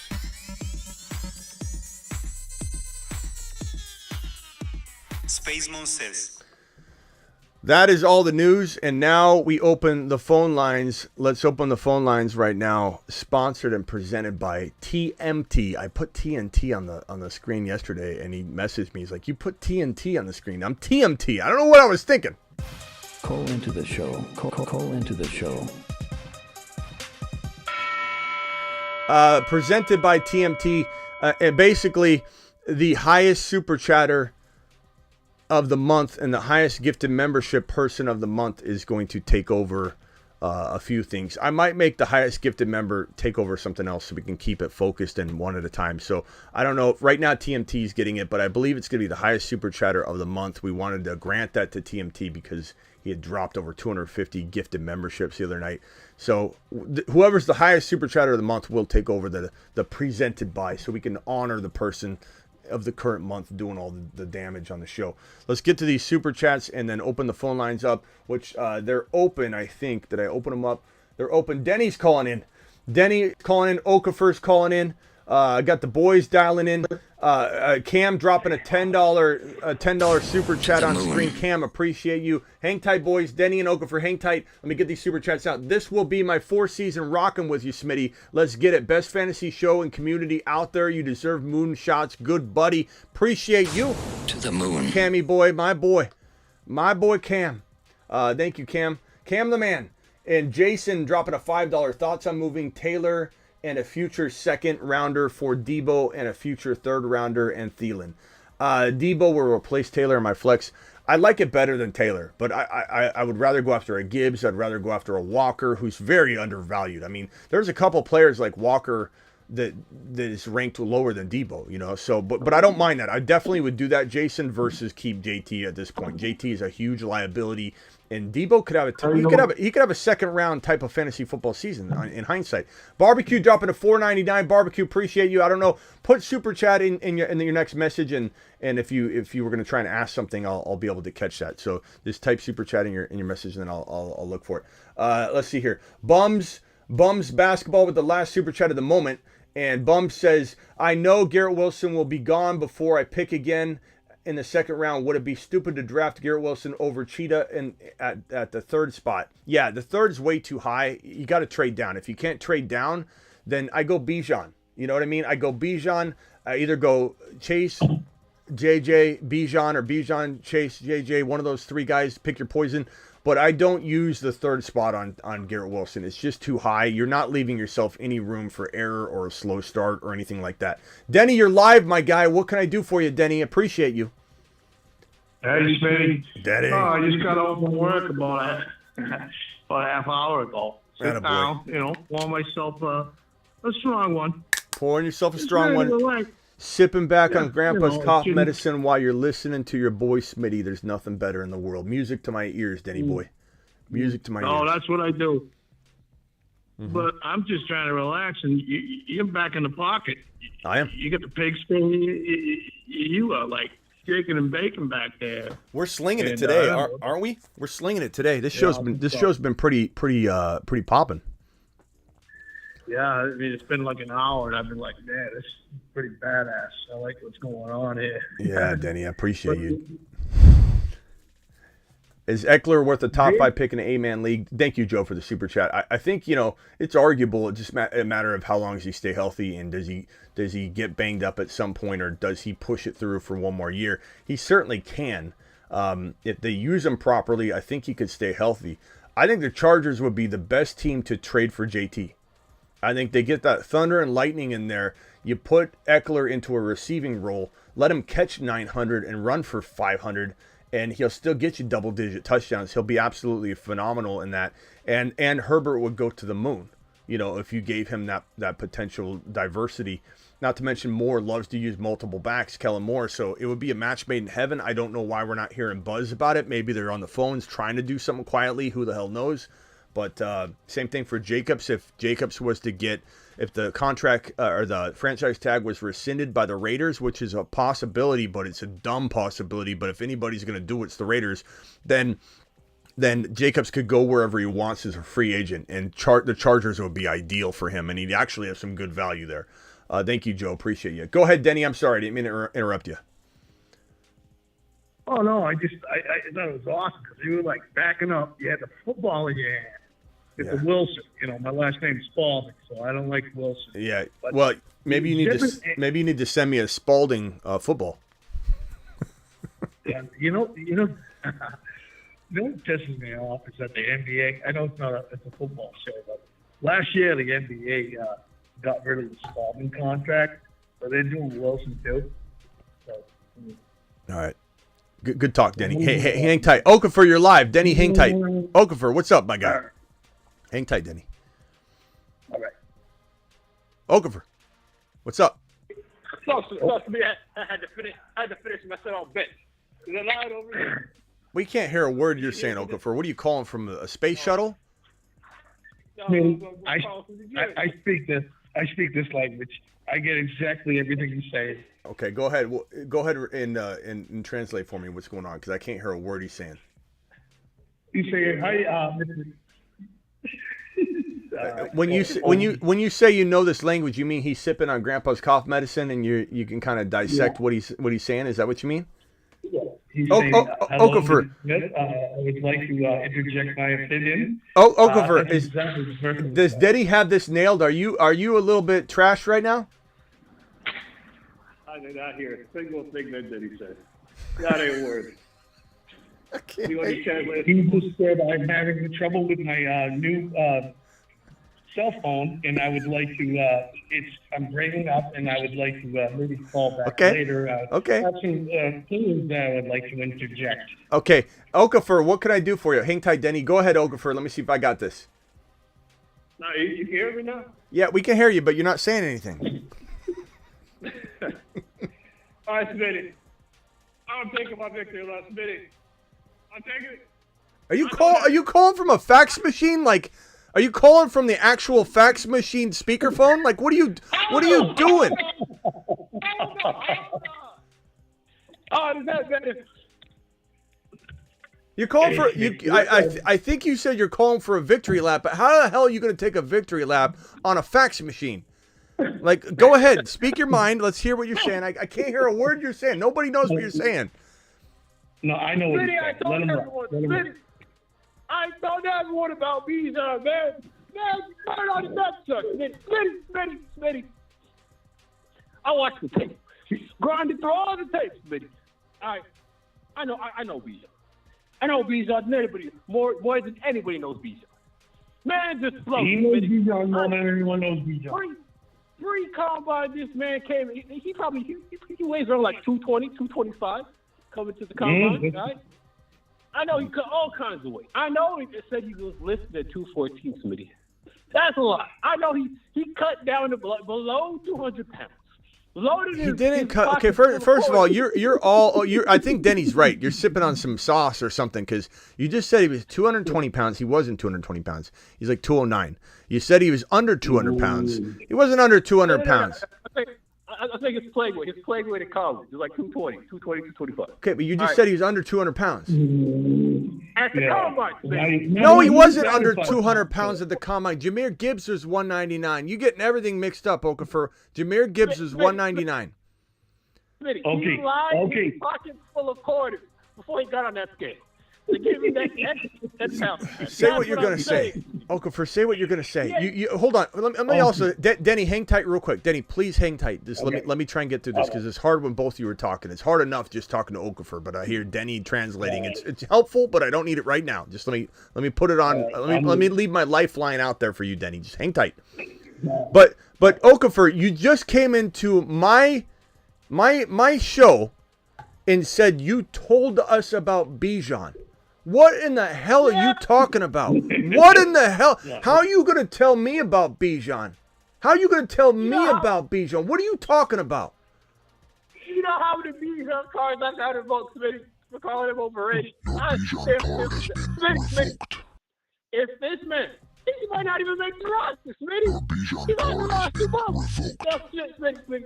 If Bijan is starting opening day, I'm going to head over to Trivago, Google, whatever, book a flight over to New York.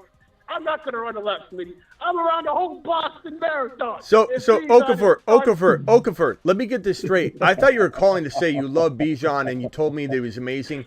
You are literally buying into this. He's number 3 on the depth chart, and you literally believe he's not starting week 1. Is that true? Do you truly believe that? Don't come in here and lie about it. You got to be kidding me. You're the person we're talking about, Okafor. You're the person we're talking about. God bless you. Can I get some applause and some prayer emojis in the chat for guys like Okafor and for specifically Okafor, because he's pulling Bijan's ADP maybe to 2.1, and we owe him a debt of gratitude. Standing ovation for Okafor. Thank you. Thank you. You can't be serious. You can't be serious, bro. No, not serious, Smitty. No. I just wanted to spice things up, you know. Okay, so they just wasted all of our time? It's entertainment. Are we in the entertainment? No, we're not in the wasting. Finish him. Call terminated. Oh, no, Smitty. You don't waste the show's time. This is not theatrics. This is not a game. This is not a game. This isn't where I'm not asking for you to come in and spice things up. We naturally are spicy here. We don't need fabrication. And fabrication gets eliminated. We eliminate fabrication. We cut bait on fabrication. No show for you for one day. Okay? You can call in tomorrow, Okafor, but you're not calling the phone line again today because that is not what we want here. Go ahead, Russian Collusion. You're live on the show. Appreciate you. And I do love you, Okafor. You know I love you, but that was needed. I'm your coach. I'm not here to pat you on the rear end and say, great job. High knees, Okafor. Good thing you terminated him, Smitty, because I was just going to go right on him. Unbelievable. Waste of my time. Waste of 5 minutes of this show. I know, but you know what, though? I got the 9th pick in my home league, and I've been doing mock drafts. I can't get Bijan at the 9th pick, so I'm glad this news is coming out because maybe I'll have a chance now. Yeah, even though Okafor is not, he's not tricked by it. Okafor just admitted he was lying, but there are people that are. There are people that are, and it's absolutely amazing, and it's glory is what it is. It's glory. Yeah, I agree. I just hope I can get Bijan and Garrett Wilson are my first 2 picks, and I'll be golden. We got a question here. I'll maybe turn to both of you and see what you think on this. Is it okay to draft Devontae Smith and Hurts at the 2-3 turn? Absolutely. I think Devontae Smith as a 3rd drafted player, even though it's the top of round 3, that's fine.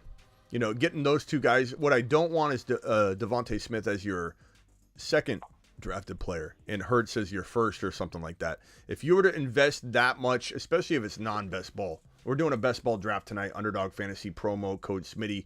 Make sure you click the link that's pinned in the live chat. It'll insert code Smitty for you, and it'll double your deposit, or it'll match your deposit up to $100. The link's in the description of every video if you're watching the replay, and also you can just use code Smitty when you download the app.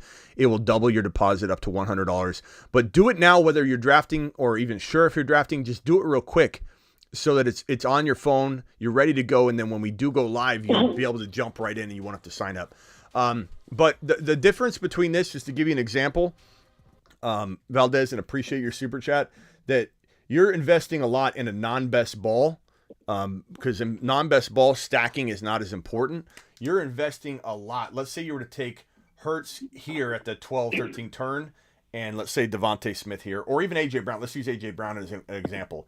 If the Eagles have a bad game, you only have your third rounder and your fourth rounder and your fifth rounder to carry your team, and so you're hit really hard on that stack. But if you're getting, let's say, Hurts, you said right here, and Devontae Smith right here, then you still have your first overall drafted player as a big component of your team, your fourth drafted player, your fifth drafted player. You can weather through a bad game. So the later you get your stack of players, so Joe Burrow in round 6 right now and Jamar Chase 1 overall, that's an amazing thing, because you get Burrow here in round 6, let's say. So you get Burrow and you get Chase right here. You're dividing that up. If the Bengals have a bad game, you still have your second rounder, your third rounder, your fourth rounder, your fifth rounder to carry your team. So the more spread out and more like distance you have, and not using all your early draft capital on a stack, the stack is amazing. So stacks can be amazing. They don't get you any more points, but in potent offenses, it's a phenomenal thing to do when you believe in the player and the offense. But I don't stack on purpose necessarily unless it's the offense that I truly believe in. So it's a great question. $2 hauler from Ryan says, hey, Smitty, what are your thoughts on Alexander Madison? I'm cooling off on him. I'd rather have Pacheco by a country mile. I'd rather have Kenneth Walker or Fields. I'd rather go quarterback than go Madison in round 5 or something like that. I'd rather go T. Law in 6 than Madison in 6. I'd rather go Pacheco. I'd rather go George Pickens, to be honest. And he's going around 7. I'm not saying Madison will fall to 7, but I'm giving you an indication that Madison's not a guy I'm super high on right now. I'm just feeling a little fool's gold about it as of late. 4th pick, J.J. Chase. Bijan off the board. $10 hauler gets a moonshot, by the way. Appreciate you dropping that $10 hauler. And this one right here is from Big Rod. Big Rod says 4th pick, J.J. Chase. Bijan off the board. Who you taking? That's tough, because that's putting you in that place I don't want to be. I'd probably go Kelsey. And to me, like I said, the running backs and wide receivers are so deep this year, it's not a hard team to build around, where it was in years past. You're chasing running back, you're chasing wide receiver, sometimes both, all draft long. You can draft such a balanced team still. So I shouldn't say I don't want to be here. I don't want to be in pick 5. I'd rather have, unless I'm getting Bijan. But if they're all off the board, Kelsey, is this a dynasty though? Because why would Bijan be off the board unless you're drafting with a bunch of our people? Because that 3 is high for Bijan. CMC is also not bad if this is redraft. I would say Kelsey or CMC. Pretty easy call. I could go either one. Smitty, this is collusion. I was just on a best ball on Underdog, and I had the 5th pick, and they took Bijan in the 3rd too. I ended up taking, because I don't have a lot of them, I ended up taking Diggs, and then on the way back I took a running back, and then I took Allen. So it was just for the stack is the reason why I did it. Yeah, I don't mind that. If this is redraft, I go CMC or Kelsey, and I think you can make an argument for both. If it's dynasty, then you got to trade down or something. Otherwise, you would go, I guess, Garrett Wilson potentially. Gibbs is a guy I want as far down in the first round as I can get, or even in the second round. Depends on who you're drafting with. A bunch of grandmas, they don't know that Gibbs is a first round talent in dynasty. So tough question without knowing the details on it. I don't think he said it's a dynasty, did he? I don't see that. So hopefully I helped you though, because I hit it from both angles. Big Rod to the moon. Big Rod, send your Big Rod to the moon. Appreciate you, pal. Okay, this one here from Overcome. We got a $20 hauler from Overcome. Alert. Super chat alert.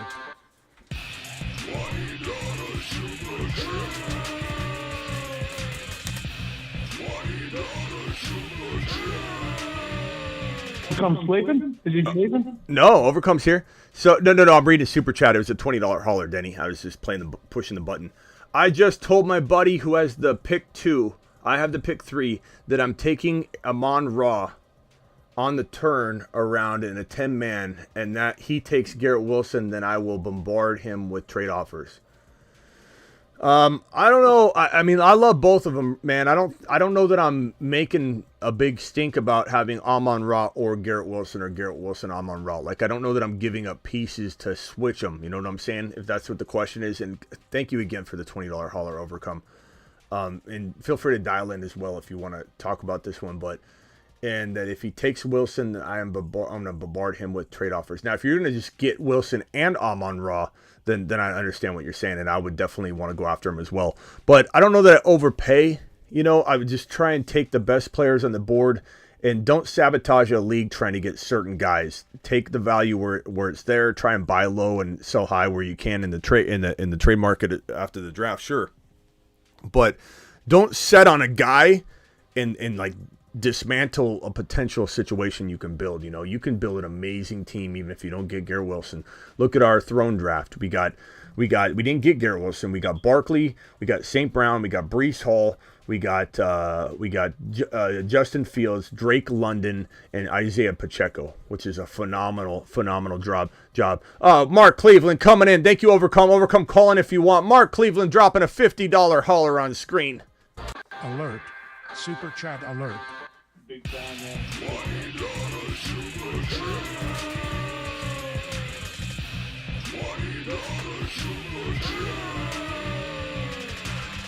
Mark Cleveland coming in. Look, when I see Mark Cleveland, it just makes me smile. This guy is the essence of the fantasy football show to me. He's been here from the beginning. He takes sometimes the off seasons off, and I just I feel like he's not coming back, and he always does. It just like worries the hell out of me when I don't see him. And I'm just like, where's Mark Cleveland? Yeah. Look, Mark Cleveland's your kind of guy, Denny. This could be one of the bunk bed, karate in the garage type of guys that you could be buddies with for a lifetime. Playing the drums together, slinging the football. Smitty, you're the man. If you have room, put me in a league, please, says Mark Cleveland.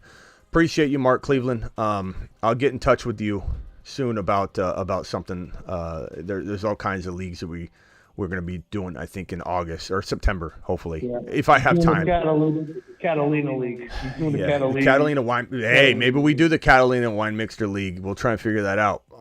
So hang tight, because I do want to create another league. So many people didn't get in the Marsman and Moonman League. I want to do something special for everybody and figure it out. And something that will be, no charge to get in or something like that, but maybe there's a prize, or I don't know how we're going to do it. Or there could be potentially someone that organizes outside of me in terms of league safe, and maybe there's a $50 entry fee, and we figure that out. Superflex from the 1.9. Should I go Fields over JJ?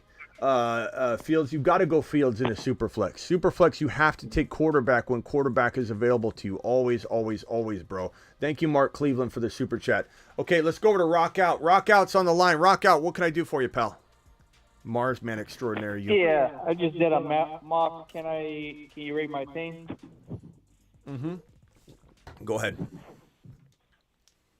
All right, Bijan Robinson, Garrett Wilson, Jahmyr Gibbs, Christian Watson, Drake London, Pacheco, Swift, Tony, Zay Jones, Aaron Rodgers, Okonkwo, Jordan Love, Chase Brown, and Musgrave. You always go into a submarine when you read your teams, by the way.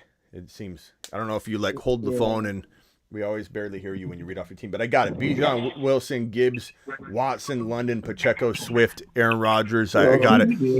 Really good squad. What are you saying, Denny?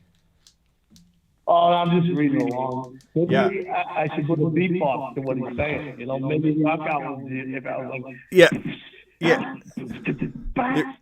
Okay, hey, let's try it. Let's try it real quick. I want Denny to do the beatboxing, and I want Rock Out to read his team off. Okay, Denny, give him the beat. Rock Out, read your team off. Go. As I was got Check the boom, check. Bijan, Wilson, Gibbs, Watson, London, Jacko, Swift, Tony, Flowers, Aaron Rodgers, Akagwa, Love, Chase Brown, Musgrave. London Love, baby. You know, I'm gonna be the DJ that says that shit in the back, stuff in the background. Yeah, buddy. Check. You got Bijan Okay, Wilson, all right, Gibbs, and Watson. all right, let's tone it What down. do you think about that shit, son? Okay, let's tone it down.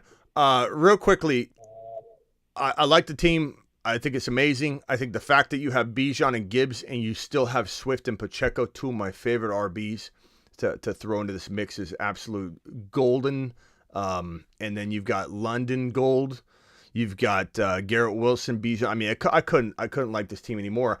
Part of me wonders, how many grandmas you were drafting with, pal, because this is pretty ridiculous here. This is kind of like you went to the sports bar rock out and they said, here's a sheet with all the players in the entire National Football League, and you just check the ones you want. You get to check every single player that you like.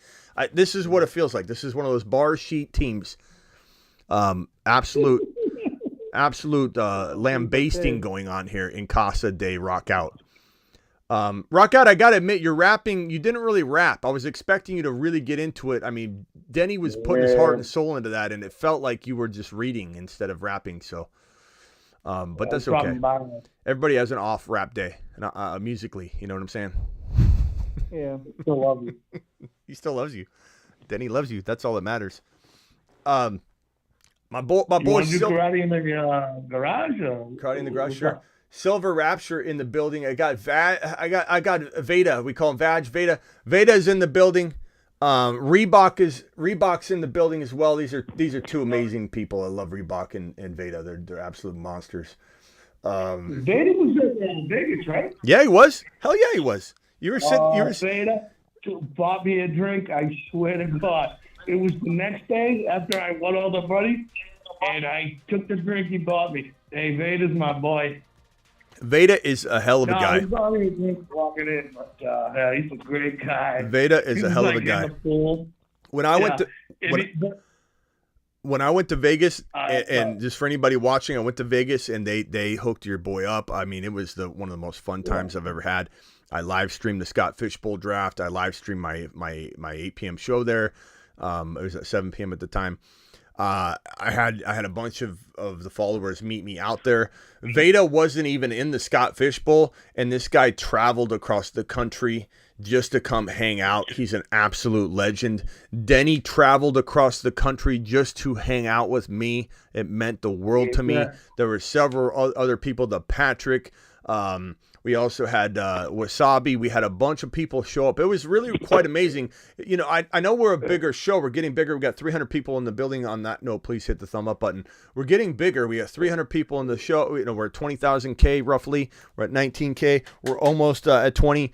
But to have, even at that size of a channel, to have the handful of people that we had show up and travel to go hang out at an event they weren't even drafting in was amazing. So, Denny, appreciate you. Veda, appreciate you. The Patrick, Wasabi, every single one of you that came out to see me. If I'm leaving someone's name out, please, you know me, I get forgetful. That's not his name anymore. No, the guy that brought you and Bill the Tickler. Bill the Tickler. Yeah, no. He did you hear, Denny? Did you hear the bad news? What? He got put on suspension. No. He got put on suspension at work. He might not be working there anymore. They've suspended him. Smitty, what the hell happened? I don't know. Part of me thinks the word got out of his nickname, Bill the Tickler. They didn't like it, and they just suspended him. I don't know.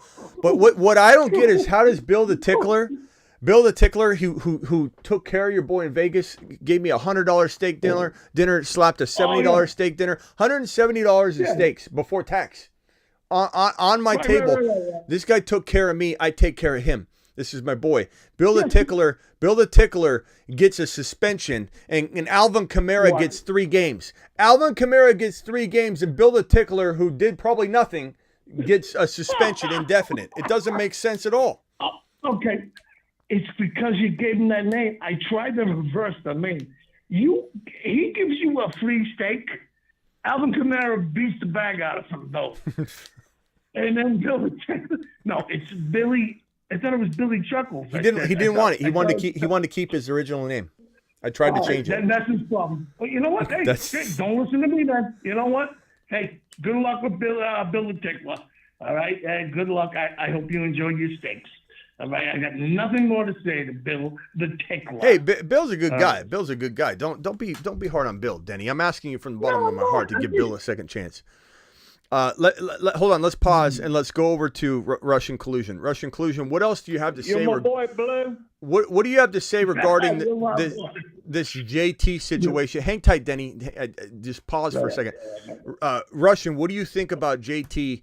And is he a run for the hills type of player for you anywhere in round 2? Anywhere. I'm talking through 2.12, 2.10, 3.1 even. Where are you going to draft JT if you are at all? Smitty, I'm going to be totally honest with you. I've never trusted JT. Yeah. I've never trusted him. And I would never draft him this year. I'm glad to see Hunt is going there to possibly sign because I think what he's doing, all these running backs, what they're doing and holding out is ridiculous. You know what? These guys are making millions of dollars. Put your pads on and get out there like a big boy and play football because you're playing a game that everybody envies you to do, and you're making millions of dollars. So just go out there and play the game. Are they underpaid? I'd like to jump in. They probably are. When he says JT, he means Justin Tickler. That's all. When he says JT, it's Justin Tickler. Anyway, all right, no collusion. You're my boy. All right, Denny, how many bottles of Grandpa's cough medicine are you into at this point? About as light as you can get, to tell you the truth. Okay. I came in. Okay. But, no, to tell you the truth, I just thought that was a good take. But do you know the Tickler fire, dude? That's weird. That's so funny. All right, Denny, hang tight real quick. I appreciate Denny. Denny, you know you were voted by a majority of almost everybody when it was being kicked around as the most beloved character of this show. You were voted. I can't even tell you how much that means to me. I find you guys just so fun. I love being a part of this. I'm just seeing myself telling the truth, and I know Smitty's the same way. And I'll dip out and listen. Hey, Denny, just know if I'm ever hard on you in terms of like, Denny, you've got to be quiet. Stop interrupting. Don't ever take it personally. You understand? I got to keep the show flowing. That's the only thing. Think of me like the director of a movie. I'm going to have to tell everybody to shut up. Quiet on the set. Quiet on the set, Denny. It doesn't mean I'm disrespecting you at all. So hang tight real quickly for me. Rock out. JT, are you drafting JT at all if, let's say, he's even there at 3.1? Yeah, he's a fade for me. Total fade. I agree with all of you. JT is as I ranted and ranted and told you to avoid earlier in the show, is he looks double injured. He's got the back issue, which he did show up on a report. It was like a Rappaport or Schefter report, and he said he never had a back issue. He did last year or earlier in the offseason or something. I forget when it was, but he looks like he's got a back issue. Definitely has the ankle issue. And now he's going to rehab off-site his ankle, and we don't know when he's going to be back. Not to mention, we don't know if the team is going to change their tune. Israel said he's not trading him, but I don't know that that's going to necessarily hold true if the right offer comes to the table. Now, if he's injured, it's going to be a lot harder to receive an offer. So let's say a Chargers organization that would actually do very well with JT and Eckler, even though Eckler owners would be petrified Peters out there, I think Eckler would stay healthy. And I think Eckler would ball out. I think you just want the touchdown production, which that would allow him to get. I mean, it would be complicated. I'm not going to lie. But it would be interesting from a football perspective, and it'd be the move I'd make if I was running things in LA. But I don't know that teams are going to be very open to trading for an injured player. So the problem for JT is he's going to have probably very little interest in not only taking the man on without the long-term deal, right? But also knowing that they've got to pay him, but also knowing that he's injured. He's injured. They've got to give up draft capital. There aren't a lot of teams that are in dire need of an RB. And a guy named Dalvin Cook, who is free in terms of the draft capital piece, is not getting scooped up. So what makes anybody think that someone's going to come out and trade and give up draft capital, then pay, or be worried about the long-term deal with them using draft capital? It's probably not going to happen. So JT's most likely staying in Indianapolis, and he's got a vulturing situation in terms of the touchdown production. He's a complete avoid for me. I'm running like crazy. So many red flags. Maybe more red flags than, probably equal red flags as Josh Jacobs. So those are two complete avoids for me. Anybody in the chat disagree? You can definitely leave your comment. I'll try and drag it on screen, or you can call into the show. Anything else, guys? I'm not to wrap it up too early, but we've been live for almost 2 hours here, and I'm going to be back tonight to live draft. Can I circle around the phone line and just start off with Denny and say, Denny, is there anything else you want to talk about before you jump? Go ahead. The floor is yours. The kid. It's Okinawa. The kid. Okinawa. That's where Mr. Miyagi's from. Okinawa. His name's Okonkwo. His name's Chig Okonkwo, not Okinawa. All right. So I just think of him as Oki, right? Maybe he's cool. That's worse than mine. Wax on. I found him funny. Am I the only one that found it funny? I found the guy funny. I don't think he's hateful at all. I just thought he was funny. Can we call him Oki from now on? You call him whatever you want. Go ahead. Go ahead, Denny. Are you mad at me? No, Denny. Denny, I just gave you the award for the most liked follower on the entire show. You just recipiented that award 5 minutes ago. Oh yeah, and the fact that you talked to me, and we've been doing this for years now. Just the fact that you talked to me and everything, and then you got friends, mutual friends on here. We're having a good time at the end. We are having a good time, Denny. We're zipping it around, and as Adel says, go ahead and wax away, wax on, wax off. What can we do for you? Talk about Okonkwo, Okinawa, as you call him. What can you say about Okonkwo that hasn't already been said? Let's hear it. Me or this guy? Denny, you're the one that brought him up. I'm saying, what did you want to say about Okonkwo? That's what I want to say. Everyone jumped on him real quick, right? I thought he was kind of funny. I don't know what he was trying to do, Smitty, but I just found him funny with the Bijan thing. What are we talking about? I have no idea what we're talking about. Drop a bonsai tree emoji or any kind of tree that looks like it in the chat, please. What are we talking about, Denny? I don't know what we're talking about. Who? I think it's I'm Cobra Kai. I sweep the leg. I am Cobra Kai like that. You know. No. There was a kid that called in. His name was like Oki or something. Do you know what I'm talking about? Okafor. Okay. Yeah, you're talking about Okafor. Right. You know, should we let Okafor call back? Should we let Okafor call back in? I said no more phone line for a day. Okafor, dial in one more time. I think Denny wants to talk to you. I got his back. I found him very funny. I found him entertaining. I really did. But we can't have fake fabricated content here. Okay, so he was pretending to be alarmed about Bijan, wasted all of our time, and then goes, "Just kidding. I like him." I just don't want that. I don't want that on the show. So Okafor knows better than to do that. We don't need fabrication. We have enough bold takes and craziness that goes on here. We don't need a fake. This isn't the Jerry Springer show. Okay? We might wax on, wax off once in a while, have a bonsai tree show up here and there. We Okinawa, whatever the case may be. But yeah, okay, let's Russian collusion. What are your final thoughts, pal? So my super chat earlier when I said Dusty to stop playing with the 5-year-old kids. Remember Dusty put in that the team he did a super chat? That team was unbelievable, and I just don't know how he did it. Do you remember the Dusty? Oh yeah.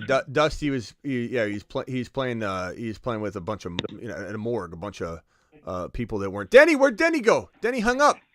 Right when Okafor answered, Denny hung up. Denny, call back in. Hopefully Denny just dropped the phone or something. No, Danny. All right, Okafor, have you learned your lesson, Okafor? Yeah, I guess. Okay. It's not. I mean, you literally went on a rampage about it, and it was a big waste of everyone's time. So tell me what you're really feeling, and tell me how you feel about JT. Do you think we're overreacting? Are we a bunch of overreacting Oscars, in your opinion, in regards to JT, saying that none of us on the phone line would draft him at even 3.1? What say you? Because you seem to go against everything I say. You're the anti-Smitty. I don't know why you love the show so much, probably because it's so damn entertaining. But other than that, I don't think you follow any of my advice.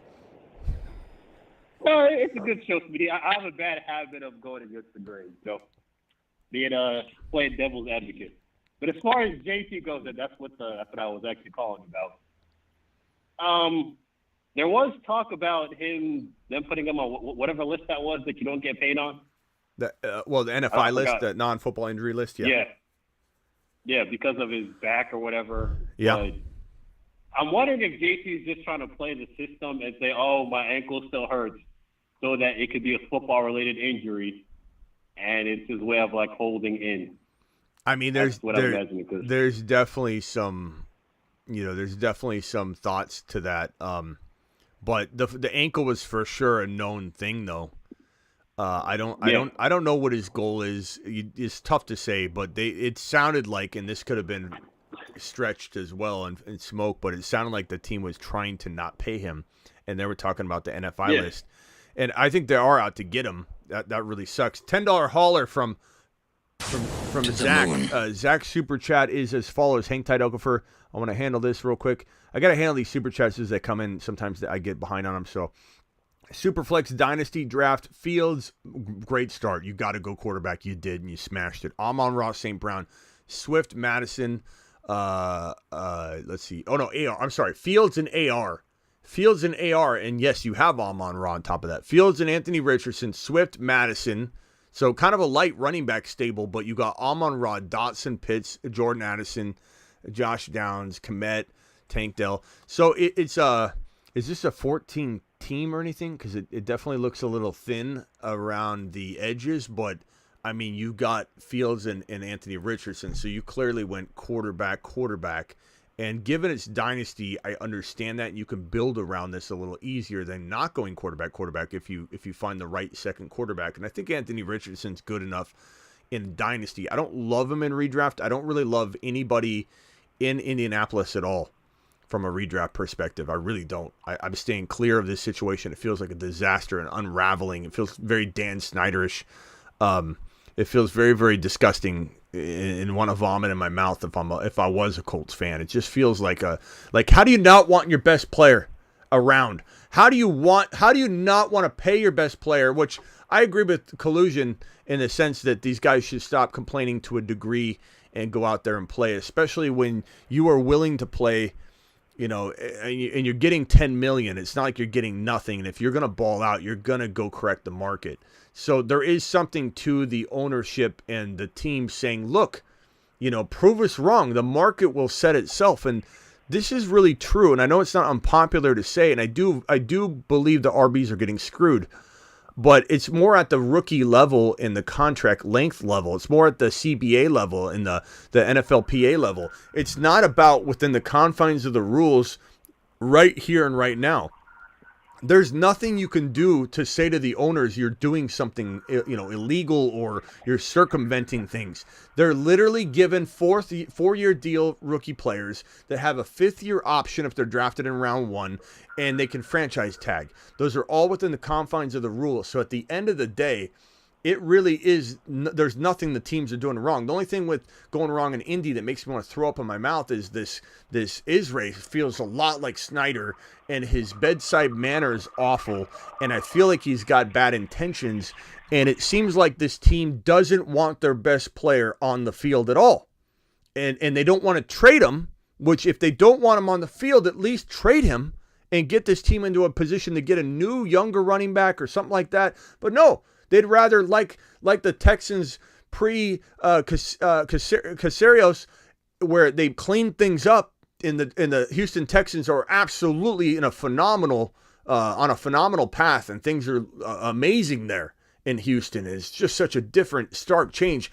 But when Caseros got there, he had to clean up a lot, and you had Houston literally refusing to get rid of Watson, refusing to play him, letting the house burn down before letting him go get his way. It was self-sabotage, and it was ridiculous. And this feels a lot like that situation mixed with Snyder in Washington, with the callousness and the way that things are said, and how much of a bad owner it appears, is in place there in Indy.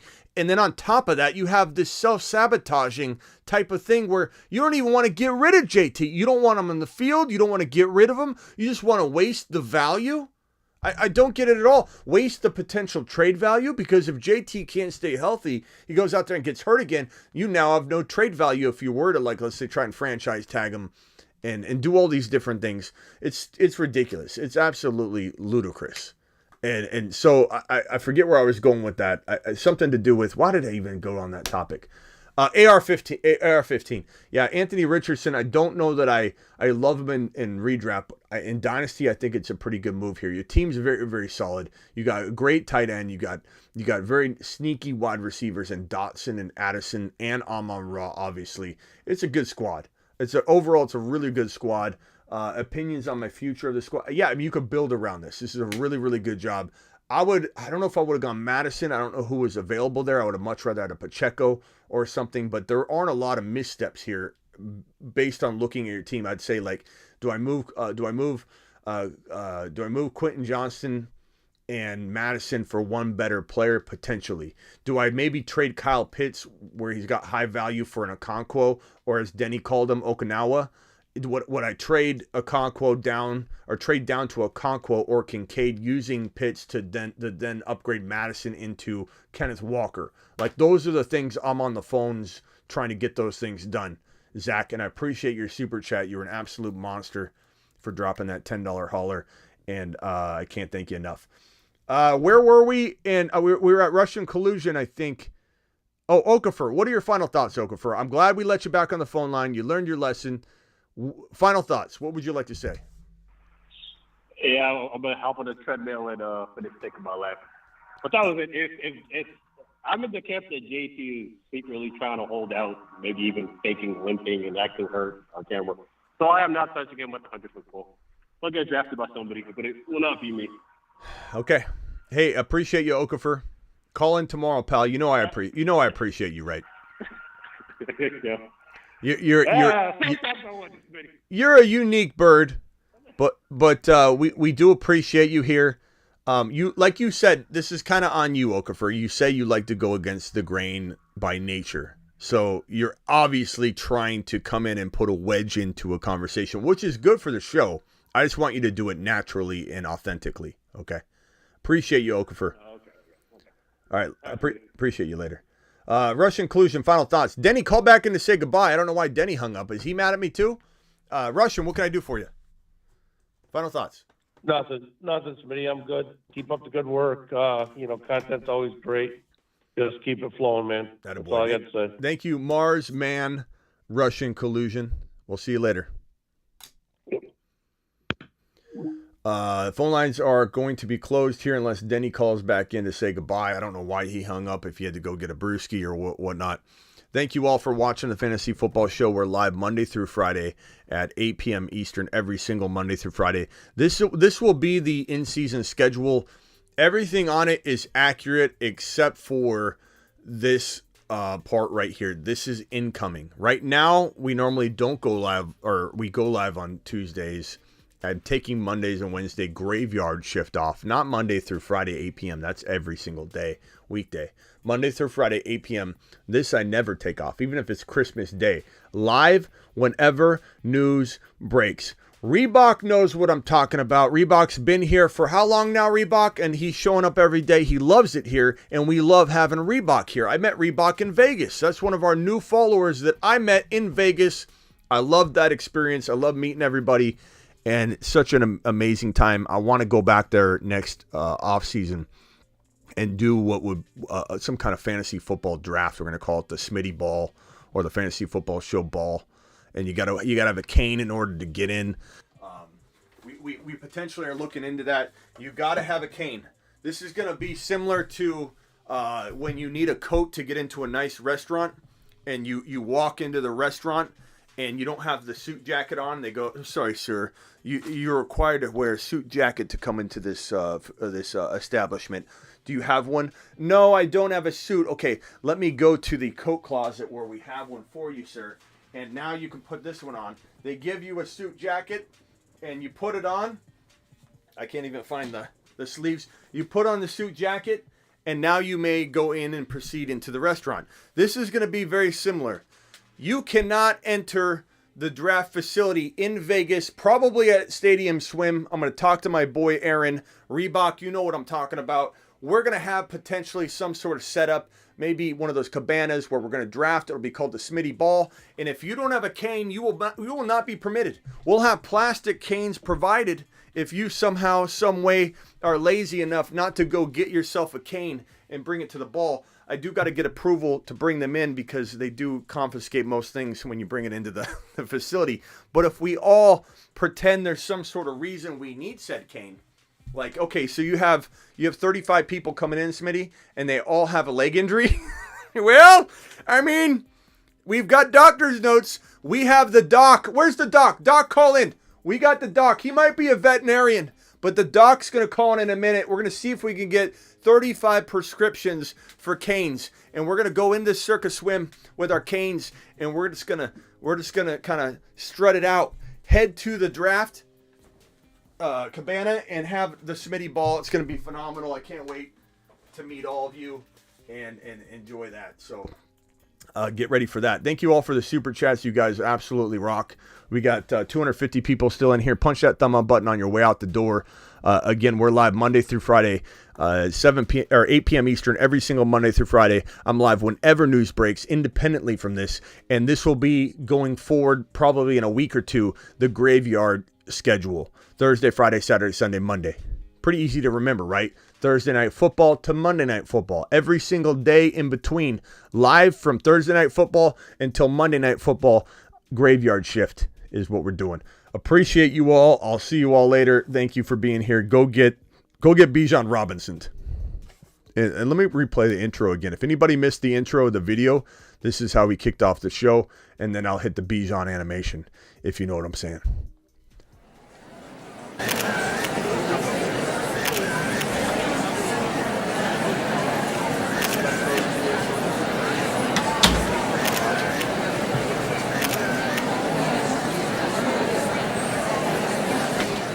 I called this press conference today, regretfully, with a heavy heart, to announce my retirement from the fantasy football industry due to the botched Bijan Robinson situation, as he was listed number 3 today on the official Atlanta Falcons depth chart.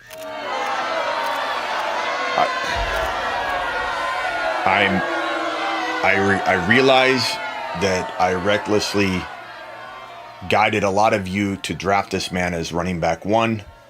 I know that I had complete reckless disregard for the potential unraveling of this situation. And for that, I apologize for absolutely nothing. The Fantasy Football Show begins now.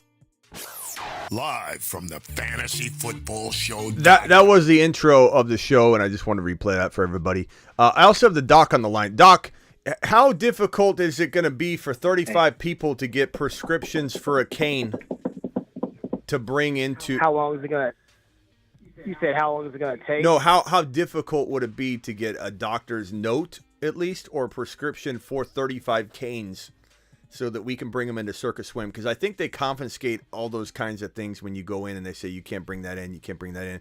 But if we got doctor's notes that 35 of us have ACL injury, or just, pains that require a cane. I'll have to check with Aaron on this one. But go. Is this going to be difficult, Doc? Yeah. It is? You know what? I think we could pull it off. Okay. Now I think we could work something out. Would it be that would be amazing if he had 35 notes from Doc, and it said like, you know, Doc, what you're not an MD, you're a what? A DV? I'm a veterinarian, DVM. DVM. It's these 35 individuals need canes. Doc, DVM.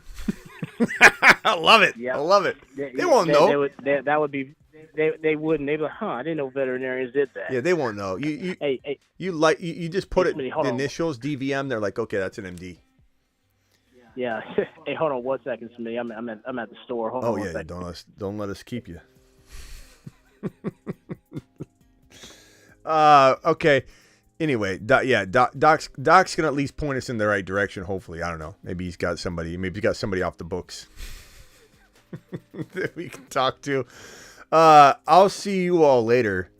Doc, if you've got, well, wait for Doc real quick.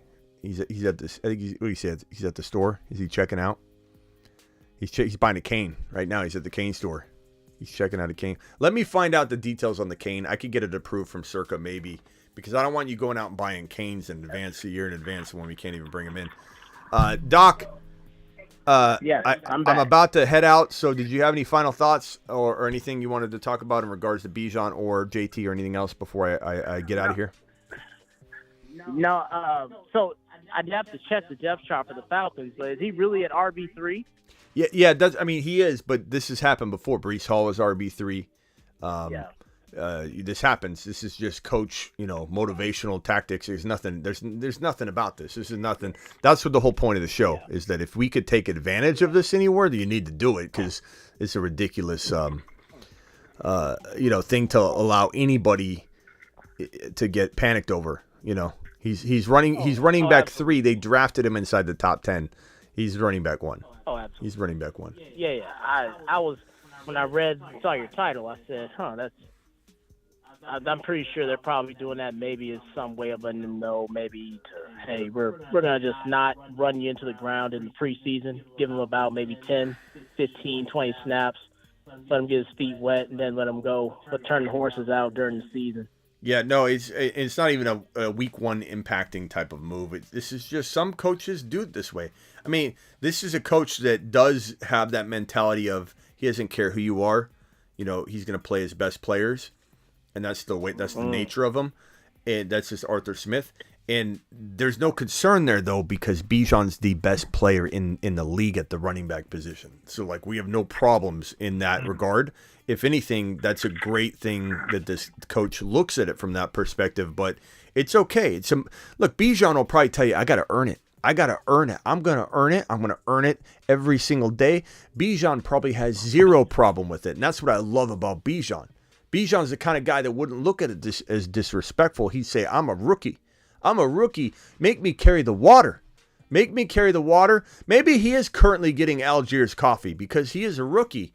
But guess who's getting his coffee during the game, though? It's gonna be Algiers. You want sweetener in this? You want sweet? You want a prime? Want me to go get you a prime? Cream? Yeah. Oh. All right, hey, Doc, I got to let you go. Call in tonight, pal. Appreciate you. Hey, appreciate you too, Smitty. Thank you. All right, guys, go get Bijan. Hi, my name is Bijan Robinson. I like long walks on the beach. And, well, I also like scoring touchdowns.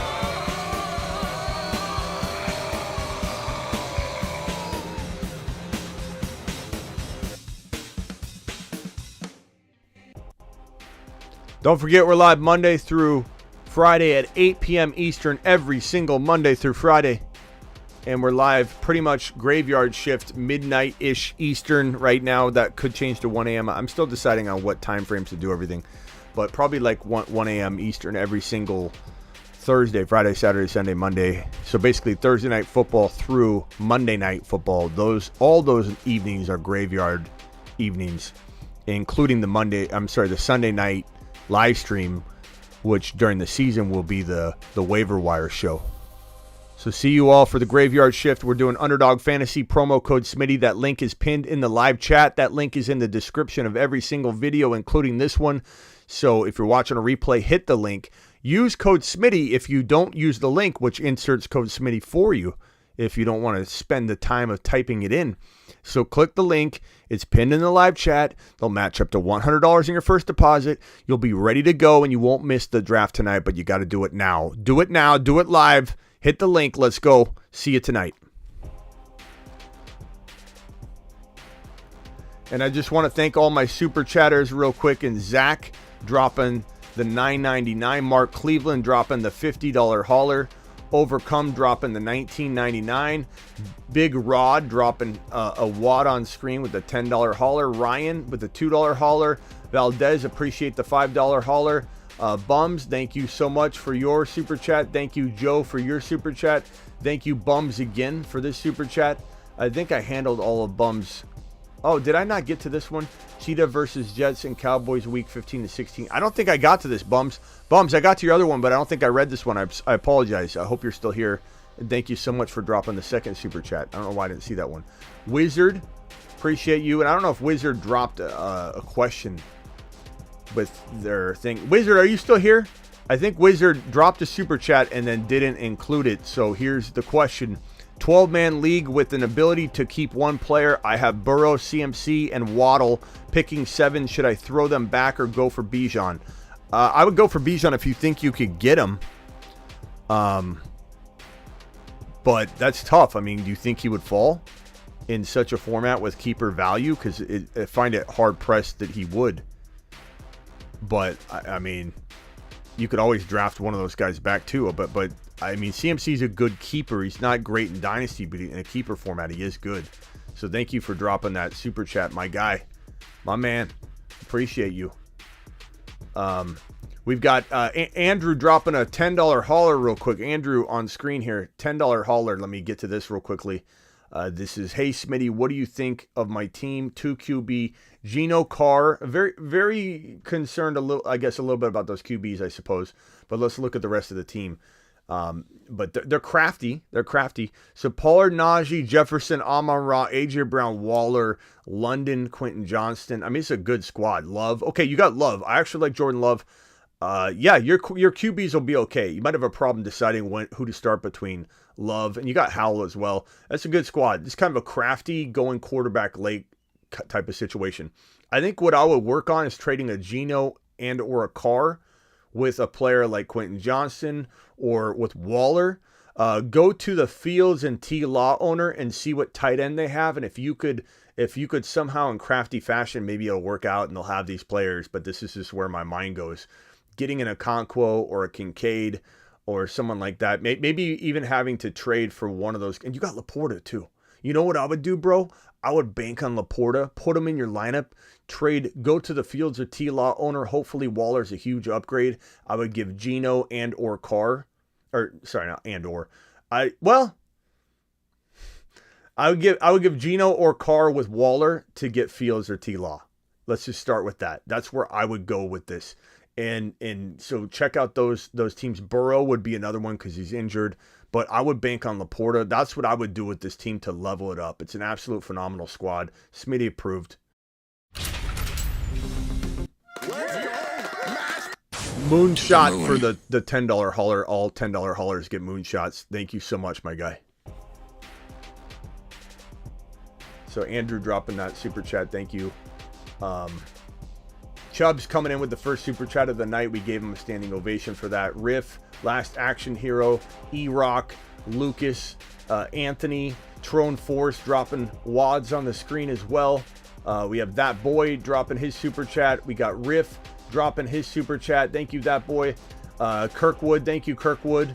Thank you, Derby. Thank you, Kirkwood again. Thank you, Dusty, my man. Dusty dropping straight wads on the screen. Cody and G Money. Appreciate G Money. Andrew at the movies was dropping a super chat earlier. That was a $10 hauler. Corey, thank you very much. Russian Collusion. That Boy dropping yet another super chat. Appreciate you, That Boy, for dropping that. We got Cam dropping his super chat. Cam, appreciate you. And Jason. And I think we got Smokey and Bums. We got everybody called out. Thank you all for dropping your super chats on screen throughout the show. Can't thank you enough for all that you guys do and support this channel. Hit that thumb up button on the way out the door. I'll see you tonight. People are getting burrowed left and right, and people are going to remember it. Get per load.